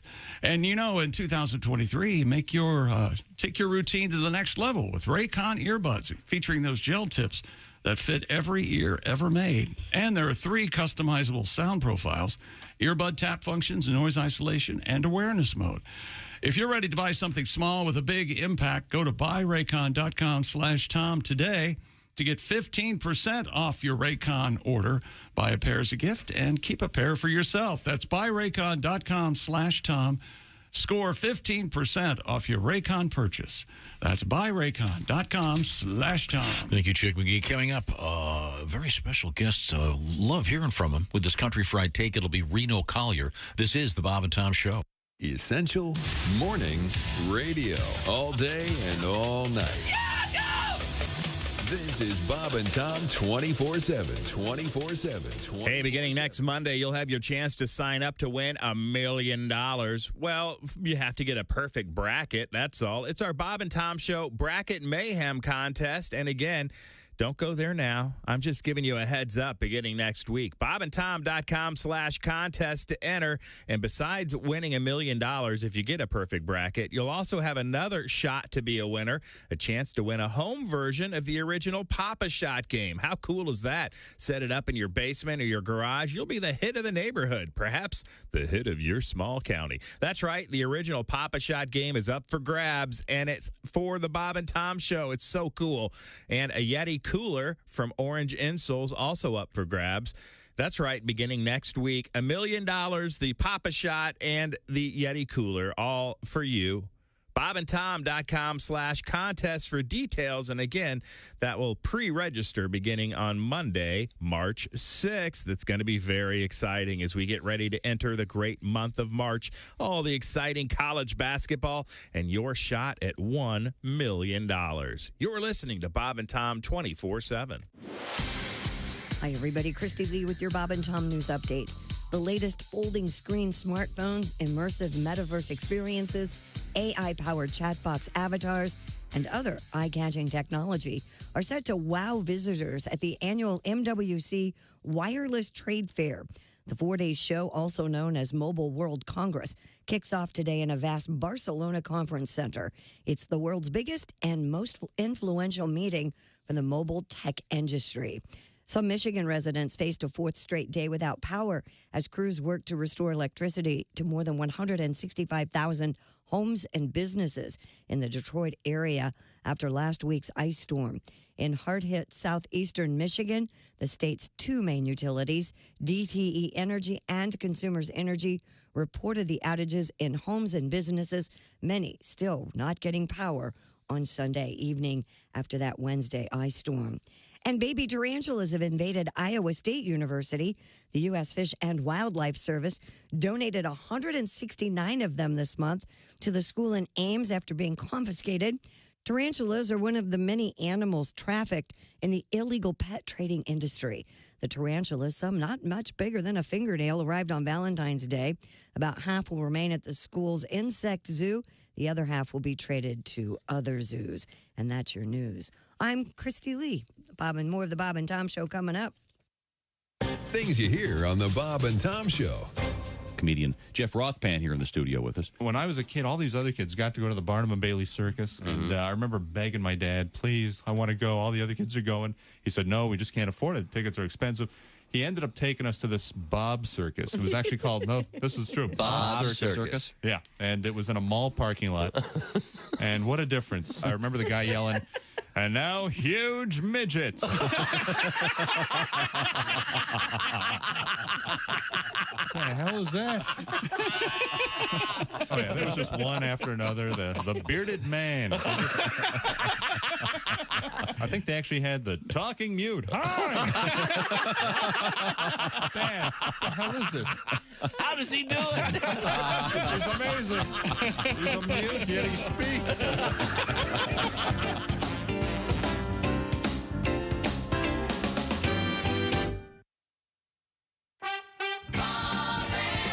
Hey, this is Tom. Coming up Tuesday morning in the Bob and Tom Show, we'll hear some great music from our own Pat Godwin. He's a real Costco man, sitting in his minivan, making all his shopping plans for Saturday. That's Tuesday morning in the Bob and Tom Show. The Bob and Tom Show, weekday mornings at 6 a.m. Eastern on Bob and Tom 24/7. Hey, folks. Boom. It's me. And you're listening to Bob and Tom 24/7. That's 24 days and 7 days a week and 24 like the show with the guy who whispers all the time and saves the world. And Bob and Tom 24/7. Hey, it won't blow up the world. In the studio with us, comedian Mike McRae. I understand you're a big Indiana Jones guy. Is that correct? Oh, yeah. That's my favorite movie series ever, man. Mm-hmm. And those movies are always like, when I went to college, I would watch those all the time. I'd be like that would be the professor to have for any kind of class, because he just every semester he just takes off for 3 or 4 weeks to save the world or find some Inca staff in Peru or something. Like he walks into the first day. All right, class, my name's Dr. Indiana Jones. I'll be your professor for Archaeology 101. His dad busts in the door. Junior. Dad, I'm teaching class here. Junior, there's no time. Rommel Zombie's about to uncover the sword of destiny in a Vandalic horde in Tunisia. Look, I can't just go chasing after some sword all the time. It's not just any sword, Junior. It's Balmung. Balmung. The legendary sword of Siegfried, bestowed by his widow upon Theodoric the Ostrogoth before the slaughter of the Burgundians, and then lost for 1,000 years. Class is like, I don't know what he's talking about, but yeah, go find it. Go save the world. We'll be here when you get back. We'll be at the bar, or the speakeasy, or whatever they had back then. Welcome back to the Bob and Tom Show. There's Christy Lee at the news desk. There's Pat Godwin in the performance room. Hello. There's Josh Arnold. Hello there. You're a nice man. You know that? Very nice. There's Ace Cosby. He really is. He really is. There's Willie Griswold. Some would say to a fault. Yes. I'm not me, but some would say. Okay. I'm Chick, and here's Tom. Thank you very much. We're going to hook up with comedian Reno Collier in a matter of moments and hear his country fried take on things. We have a question for Mr. Collier. Yes, we do. Involving a barbecue and a photograph that we just saw the other day. He's a pretty good barbecue. He's a pit master of sorts, isn't he? Yeah, I think so. We'll talk to you about that. Right now, I want to get to this, which is kind of country related.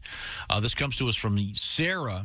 She writes, my husband and I are longtime listeners and watchers of the Bob and Tom Show. Hi. I'm a first-time writer from Bath, Ohio. I recently was able to observe Josh dancing to the great song Cocaine, country dancing. Of course, this is from Paul Coffin, which you occasionally will get in the groove to, Josh. Not really feeling it today, though, so I don't mean to disappoint her. Oh, okay. No, don't. Hey, don't. If you don't feel like it. Yeah, that's just one of those things. Come on, let's go. Oh, there he goes. Oh, my God, he's standing. Oh, he's up. He's up. Oh, yeah. Hips. Quarter to three. You know what I need.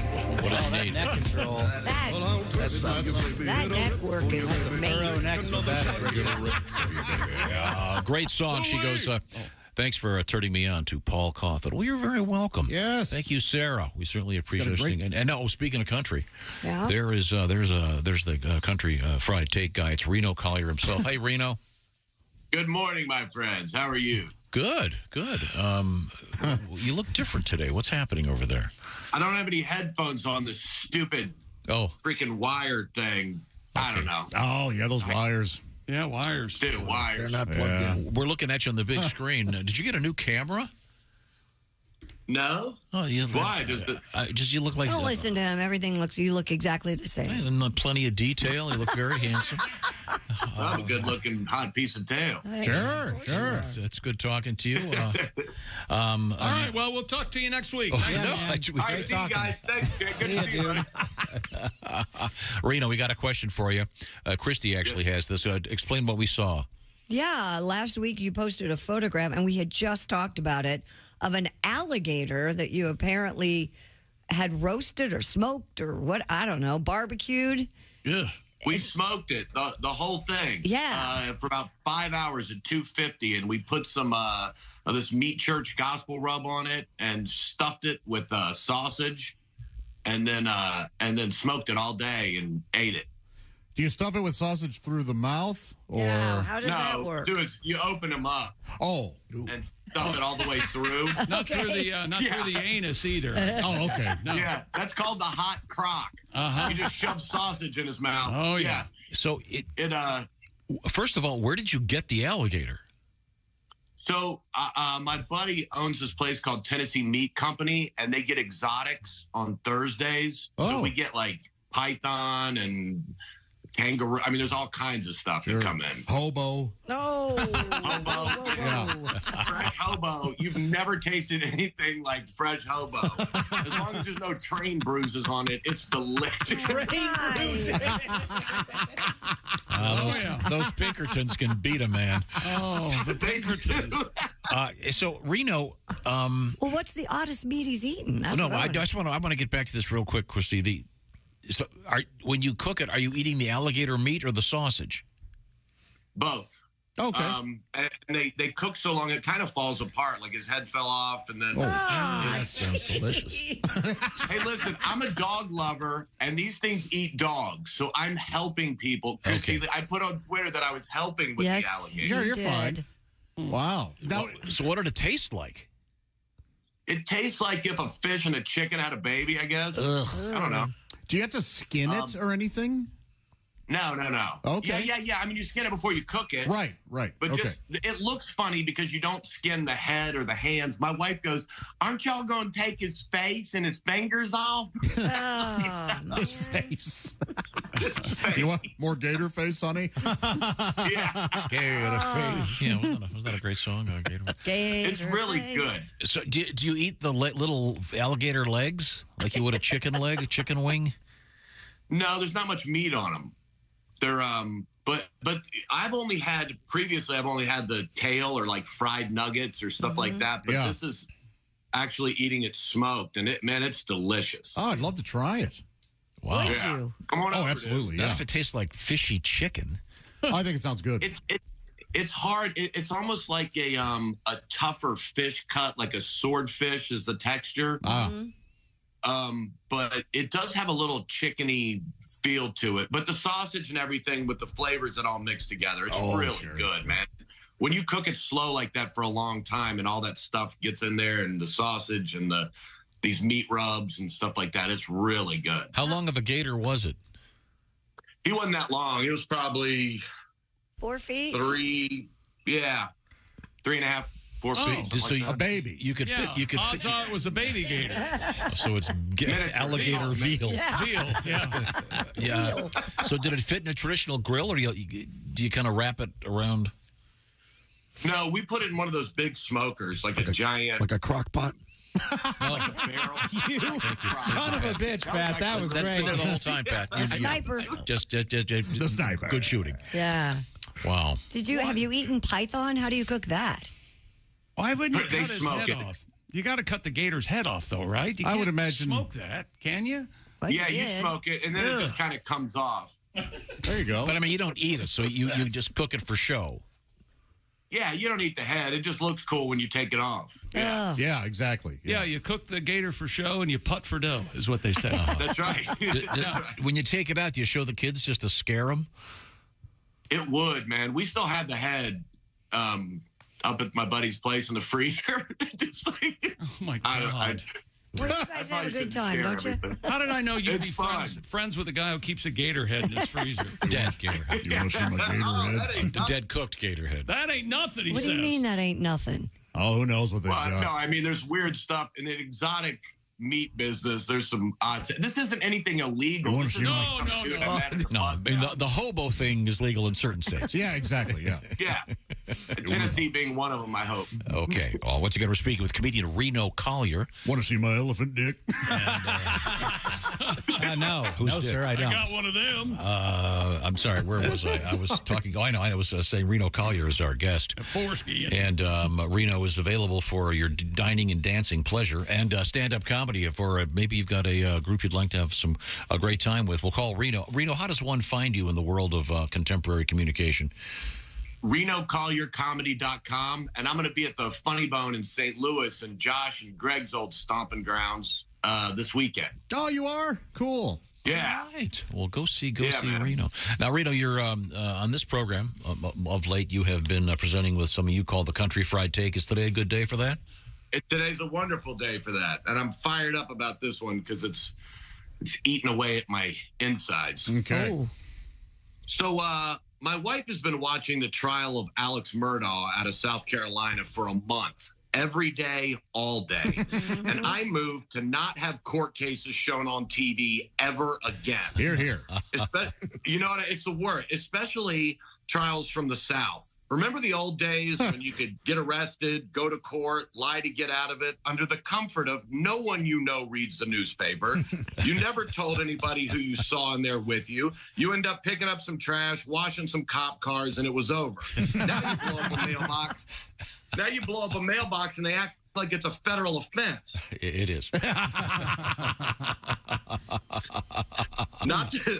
Not to mention these televised court cases from the South do not help our stereotypes at all. We always have to put some guy up on the stand for the whole world to see, throwing out all the ridiculous nicknames we use. So after we kidnapped my cousin Hot Dog, we took him over to Meemaw's and Uncle Ding Dong Ping Pong's. They were in the backyard, and Hot Dog's brother Spider was shaving Paw Paw Peepaw's back for the picnic. As I rounded the propane tank, I yelled, "Hey, do y'all smell gas?" And right then, boom!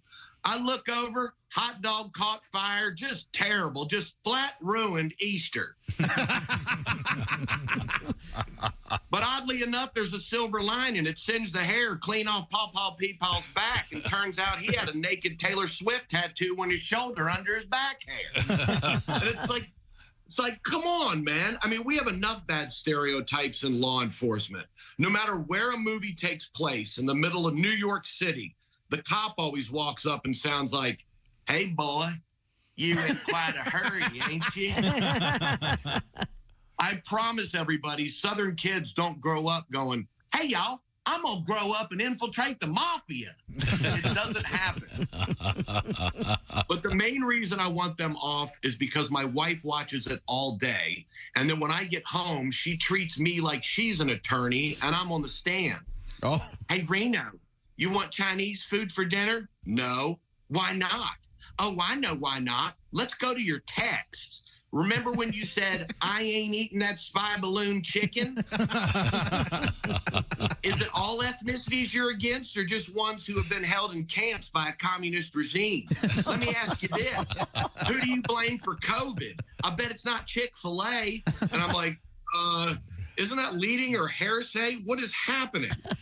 Then she looks at the dog like he's the judge and starts interrogating me through talking to him. "Your daddy's such a big butthole, isn't he?" He takes out all his anger on Chinese food. "What do you think about that, Bo?" And I'm like, do you really think it's a good idea to ask the dog his thoughts on what Chinese people eat? He's probably number 39 in a restaurant. "You're racist. Hostile witness. Hostile witness." Now now we're just fighting all the time. She's watching the trial, and she said, I did a traffic court, but I could never be a juror in this murder case. And I'm like, even if they pulled the couch in there for you to lay on? And she said, do you mean the couch that you're going to be sleeping on tonight? I'm just saying that this trial must end. I don't care about the Constitution at this point or his justice. Guilty, not guilty. Who cares? They have appeals. Just get this thing off my damn TV and end this case. I'm Reno Collier, and that's my country fried take. Thank you very much, Reno. Yes. Yes. That's been quite the trial. So you had Chinese food that night, huh? What's that? So you ended up having Chinese food, I'm guessing. Yeah, we did. Of course. Okay, well, thanks, Reno. And once again, you're at the Funny Bone in St. Louis. Is that this weekend? Yes, sir. This Thursday through Sunday. Wonderful.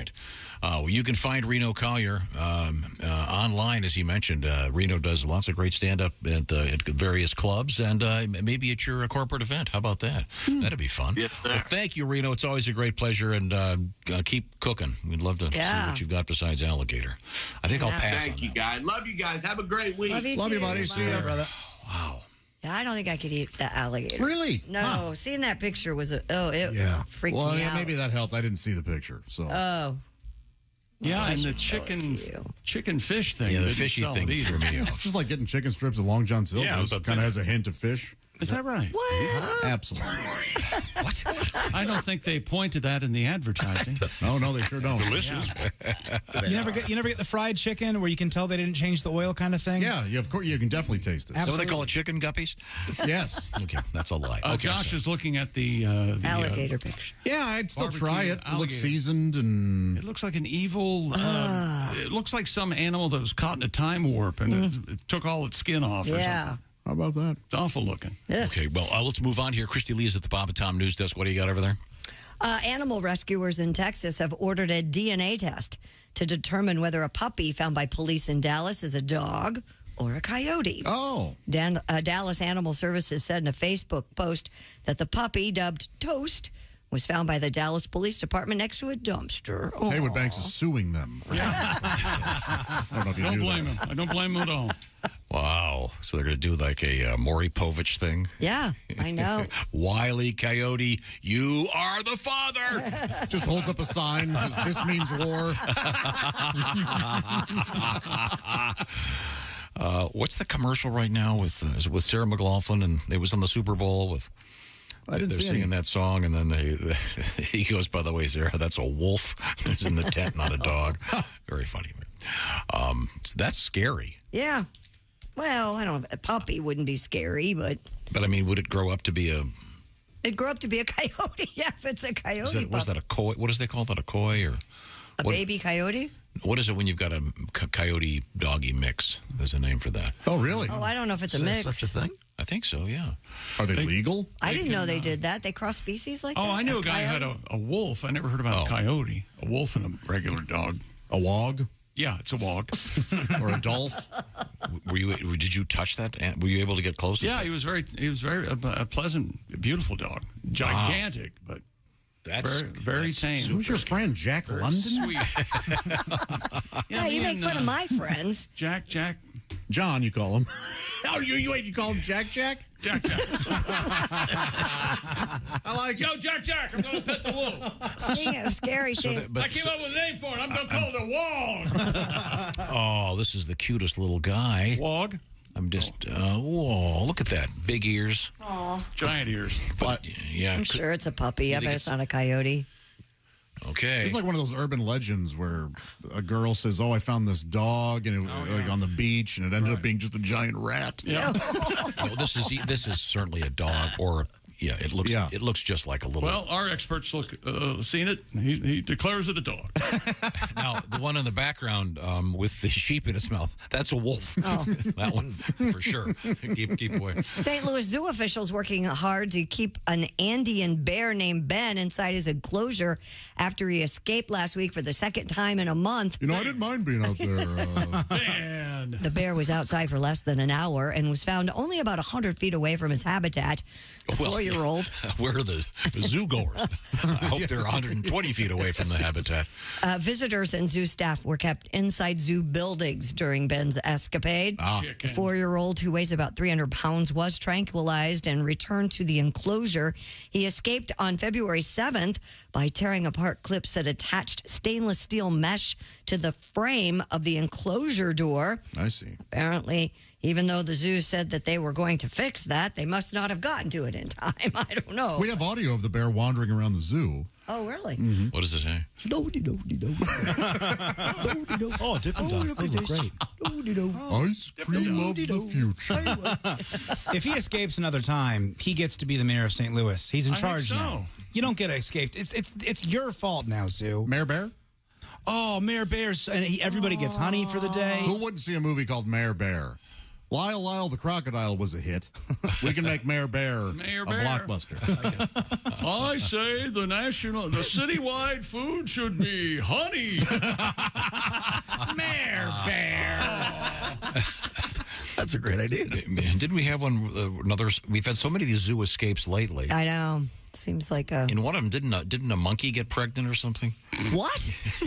I think you're making that up. I don't remember a monkey getting pregnant. Don't tell him. Keep speculating. This is great. We've had so many of these. I thought one of the... There was a monkey hiding in a closet we talked about. Yeah. Okay. All right. And a monkey got pregnant. I'm sure of it. Yeah. And one of the zookeepers. Yeah, had a smile on his face. Didn't come into work for a while. Oh, left town. Really? Welcome back to the Bob and Tom program. Right now, you'd pay to see a human-faced monkey. I know you would. Well, there's a picture of one on the internet the other day. Oh, yeah. This little guy looks like he's got a human face. It's creepy. I'll show it to you. I don't care for this. Yeah.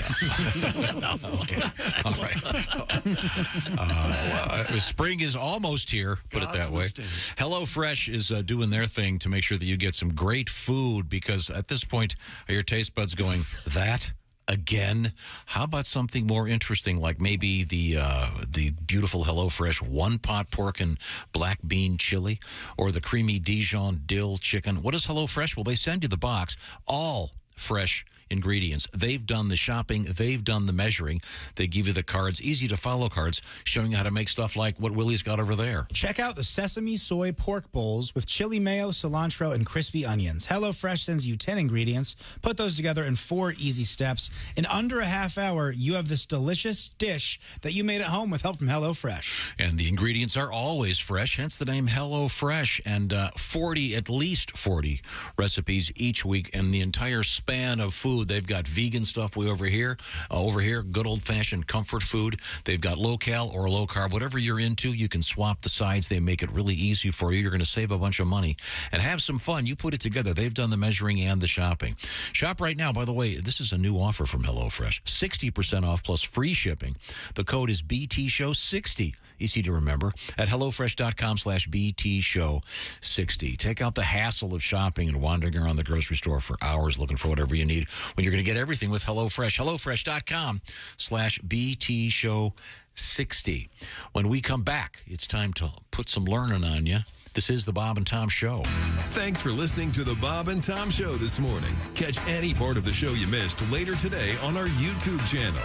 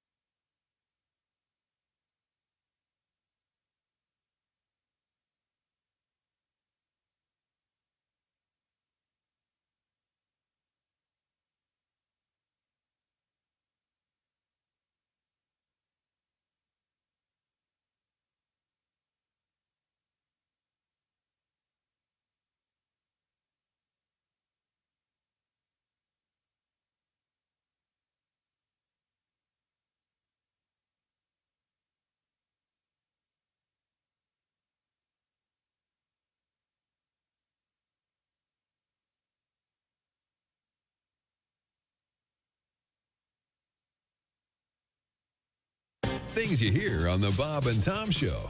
Comedian Jim Gaffigan joins us in the studio, a family man, a clean liver. Now, when you're on stage, Jim, you don't do a blue kind of show, do you? I'm very clean and kind of, I talk about cake for like an hour because, cake's an important topic. Cake, tell me about cake. Well, there's a lot of different. Cake's a powerful food. Cake can actually bring people together. It's Bill's birthday. Yeah, I hate that guy. There's cake in the conference room. Well, I should say hello. Who am I to pass judgment on him? It's his big day. There's so many types of cake. There's rum cake, which makes sense because we've all been eating cake and thought, this needs booze. Shot of liquor. I don't have time to eat and drink. There's fruit cake. That's a bit of a disappointment. Oh, yeah. You'd think that would be better. Fruit, good. Right. Cake, great. Right. Fruit cake, nasty crap. Yeah, it's amazing. Yeah. Have you tried fruit cake? I don't even think that's fruit in there. You're like, what is that, a Skittle? Hey, it's Roy Wood Jr. You're listening to Bob and Tom 24/7. Bob and Tom, all the time, in your ear. In your face. Good morning. I'm Mark Allison. For everything Bob and Tom.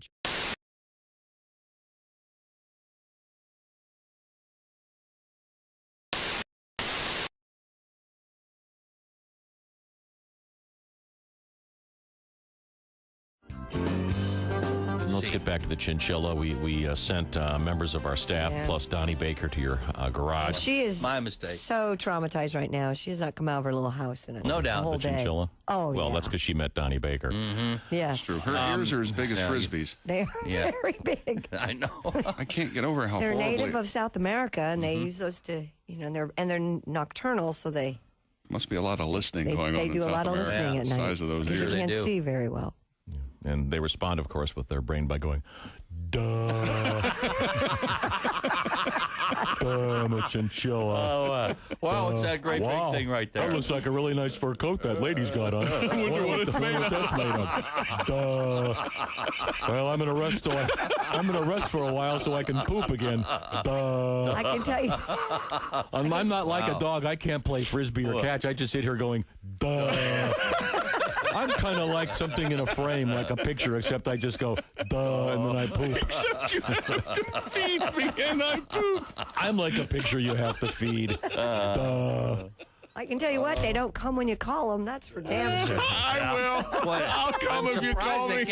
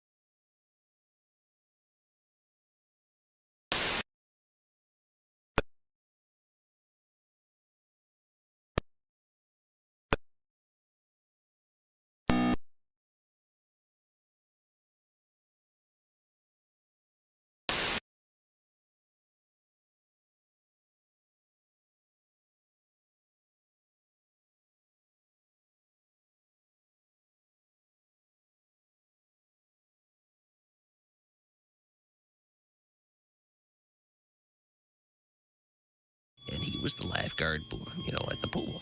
Well, this young fellow walks up to Biff and he goes, "Excuse me, Biff, but what's the best way to teach a girl to swim?" And Biff says, "Come here, young fella." He goes, "Now here's how it's done. First, you walk her slowly into the water, all right? Then you put your arms gently around her waist. Then you rub your hands delicately up and down her arms. Then just gotta lean over and softly kiss her on the neck." The young fella says, wait a minute. I'm teaching my sister." He goes, "In that case, just push her in the deep end." Except in Kentucky. I knew I should have held my ears for that. Thus concludes another exciting quick episode of Biff Whiskey, Frontier Idiot. Lifeguard. Thank you very much. Bob and Tom 24/7. Not on air, online, all the time. Bob and Tom, 24/7. Vegetarians always want to force feed you their food, of course. I mean, the garden burger. The garden burger, it tastes just like a hamburger. No, it doesn't. A doesn't. garden burger is to hamburger what a post-op transvestite is to a woman. It looks something like it, but one whiff will tell you that's not tuna fish, it's cat food, and it's not fit for human consumption. Hey, wait a minute. Thanks for listening to Bob and Tom. Hey, welcome back to the Bob and Tom Show. There's Christy Lee at the news desk. Hello. There's Pat Godwin. Hey, chick. Womp, womp, womp. There's Josh Arnold. Hi there. There's Ace Cosby. Hey. Willie Griswold's over there. Hey, man. I'm Chick McGee, and here's Tom Griswold. Well, thank you very much, Chick. With, I think, some knowledge. Going to drop some knowledge on us? I'd like to. I'll need the proper introduction. Is that what they, All right. is that what they say? Time now for...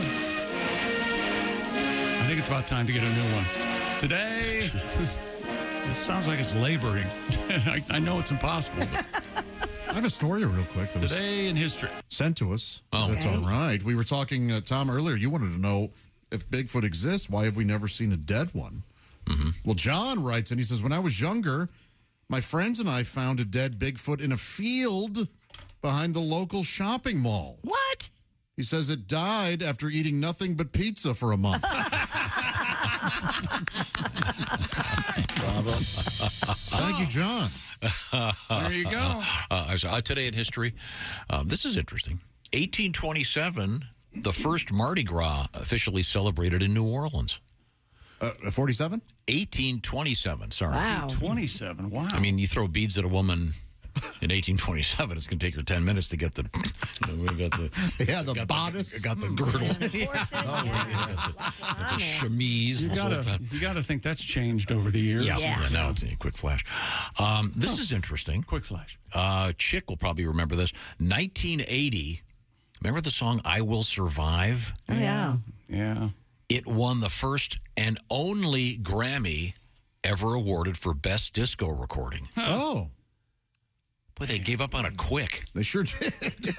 Remember the scene in Airplane where they show the radio tower? Yeah. And the guy goes, blah, blah, blah, where disco lives forever. And then it gets knocked off. The plane runs into the antenna. Yeah. Then there was, of course, also the great TV show, the Disco Lifestyle Awards. Oh, yeah. Aired just once. Hard to find. It was a Dick Clark production. I've tried to find it online many times, but you can't. But those disco songs from that era certainly have survived in many ways. Many of those are pretty good. Go to a wedding. 1981, in this date, Paul McCartney and Stevie Wonder record "Ebony and Ivory." That's a nice song. Yeah. It was an ad for Ebony Magazine and Ivory Soap and how they get together. No, is that really something wrong? How about that? Let's see. This is interesting. In 1992, Tiger Woods became the youngest PGA golfer in 35 years when he was 16 years old. Wow. Still out there. So crazy. In contention. A couple of quick birthdays. John Steinbeck, who, of course, started... Grapes of Wrath guy? Well, he famously started at Disney. He wrote Of Mice and Men, the first Mickey Mouse movie. That's true. Oh, Mice and Men behind the scenes at Disney. Okay. Tell me about the rabbits, George. George, I'm going to pet the rabbits, George. Come here, Mickey. Let's see. Keep looking for the rabbits. Happy birthday, Elizabeth Taylor. Who My crush on her has never gone away. I think she's been married more than everyone in this room combined. That's amazing, isn't it? At some point. She was just so hot. Her eyes are so Place pretty. in the Sun. Oh, man. Johnny Van Zant, born in 1959. Place between those boobs. Of course, Nice. Ronnie's and Donnie's brother. Are there any of those boys left? Sure. Okay, just... Johnny Van Zant's the lead singer of Skinner now. Okay. And Donnie is 38 Special. And Gus Van Sant directed Good Will Hunting. No relation. There you go. But, that might be Van Sant. Let's see. Time now for things we learned on the Bob and Tom Show. Damian Lillard had 71 points last night for the Portland Trail Blazers. Ace is going to start Pizza Month on Wednesday. That's March 1st. Yeah. Pitch clock in Major League Baseball is very distracting. We had a discussion about that. Christy is glad baseball has allowed black people to play the game. I never said that. So congratulations. She didn't say it. She's not very happy about it. Oh my God! I was just saying that this is just one more aspect of progress. This having the pitch clock may be a mistake, though. This is a little bit. Donnie Irish sang the national anthem for the Penguins NHL game. His 80th birthday is tomorrow. And the Penguins came and they had 7 goals. They won the game. Yeah. Maybe I'll have to sing it every time now. He's a good luck charm. Christy watched the unedited version of Roadhouse and played with herself. So really had at it. Carpal tunnel today. Hey, that's Sam Elliott right here. Yeah. Sam Elliott. Who's making those notes? But I mean, played with you. That could be anything. Like you played a game of solitaire or whatever. Sure. Yeah. While watching. That guy was there. Was there's it? So you there's what is it? A director's cut? Well, I did not know because I've always seen Roadhouse on cable that there were ladies' breasts and lots of buttage and buttage. A lot of F words flying around, and I never knew was in this Isn't Buttigieg the Secretary of Transportation? Pete That's Buttigieg. Buttigieg or whatever. Here come the judge. I'm the booty judge. Okay. Yeah, we'll be back. Okay, thank you very much. This is the Bob and Tom Show. Hey, thanks for listening to the Bob and Tom Show this morning. Get a look at today's show on our YouTube channel.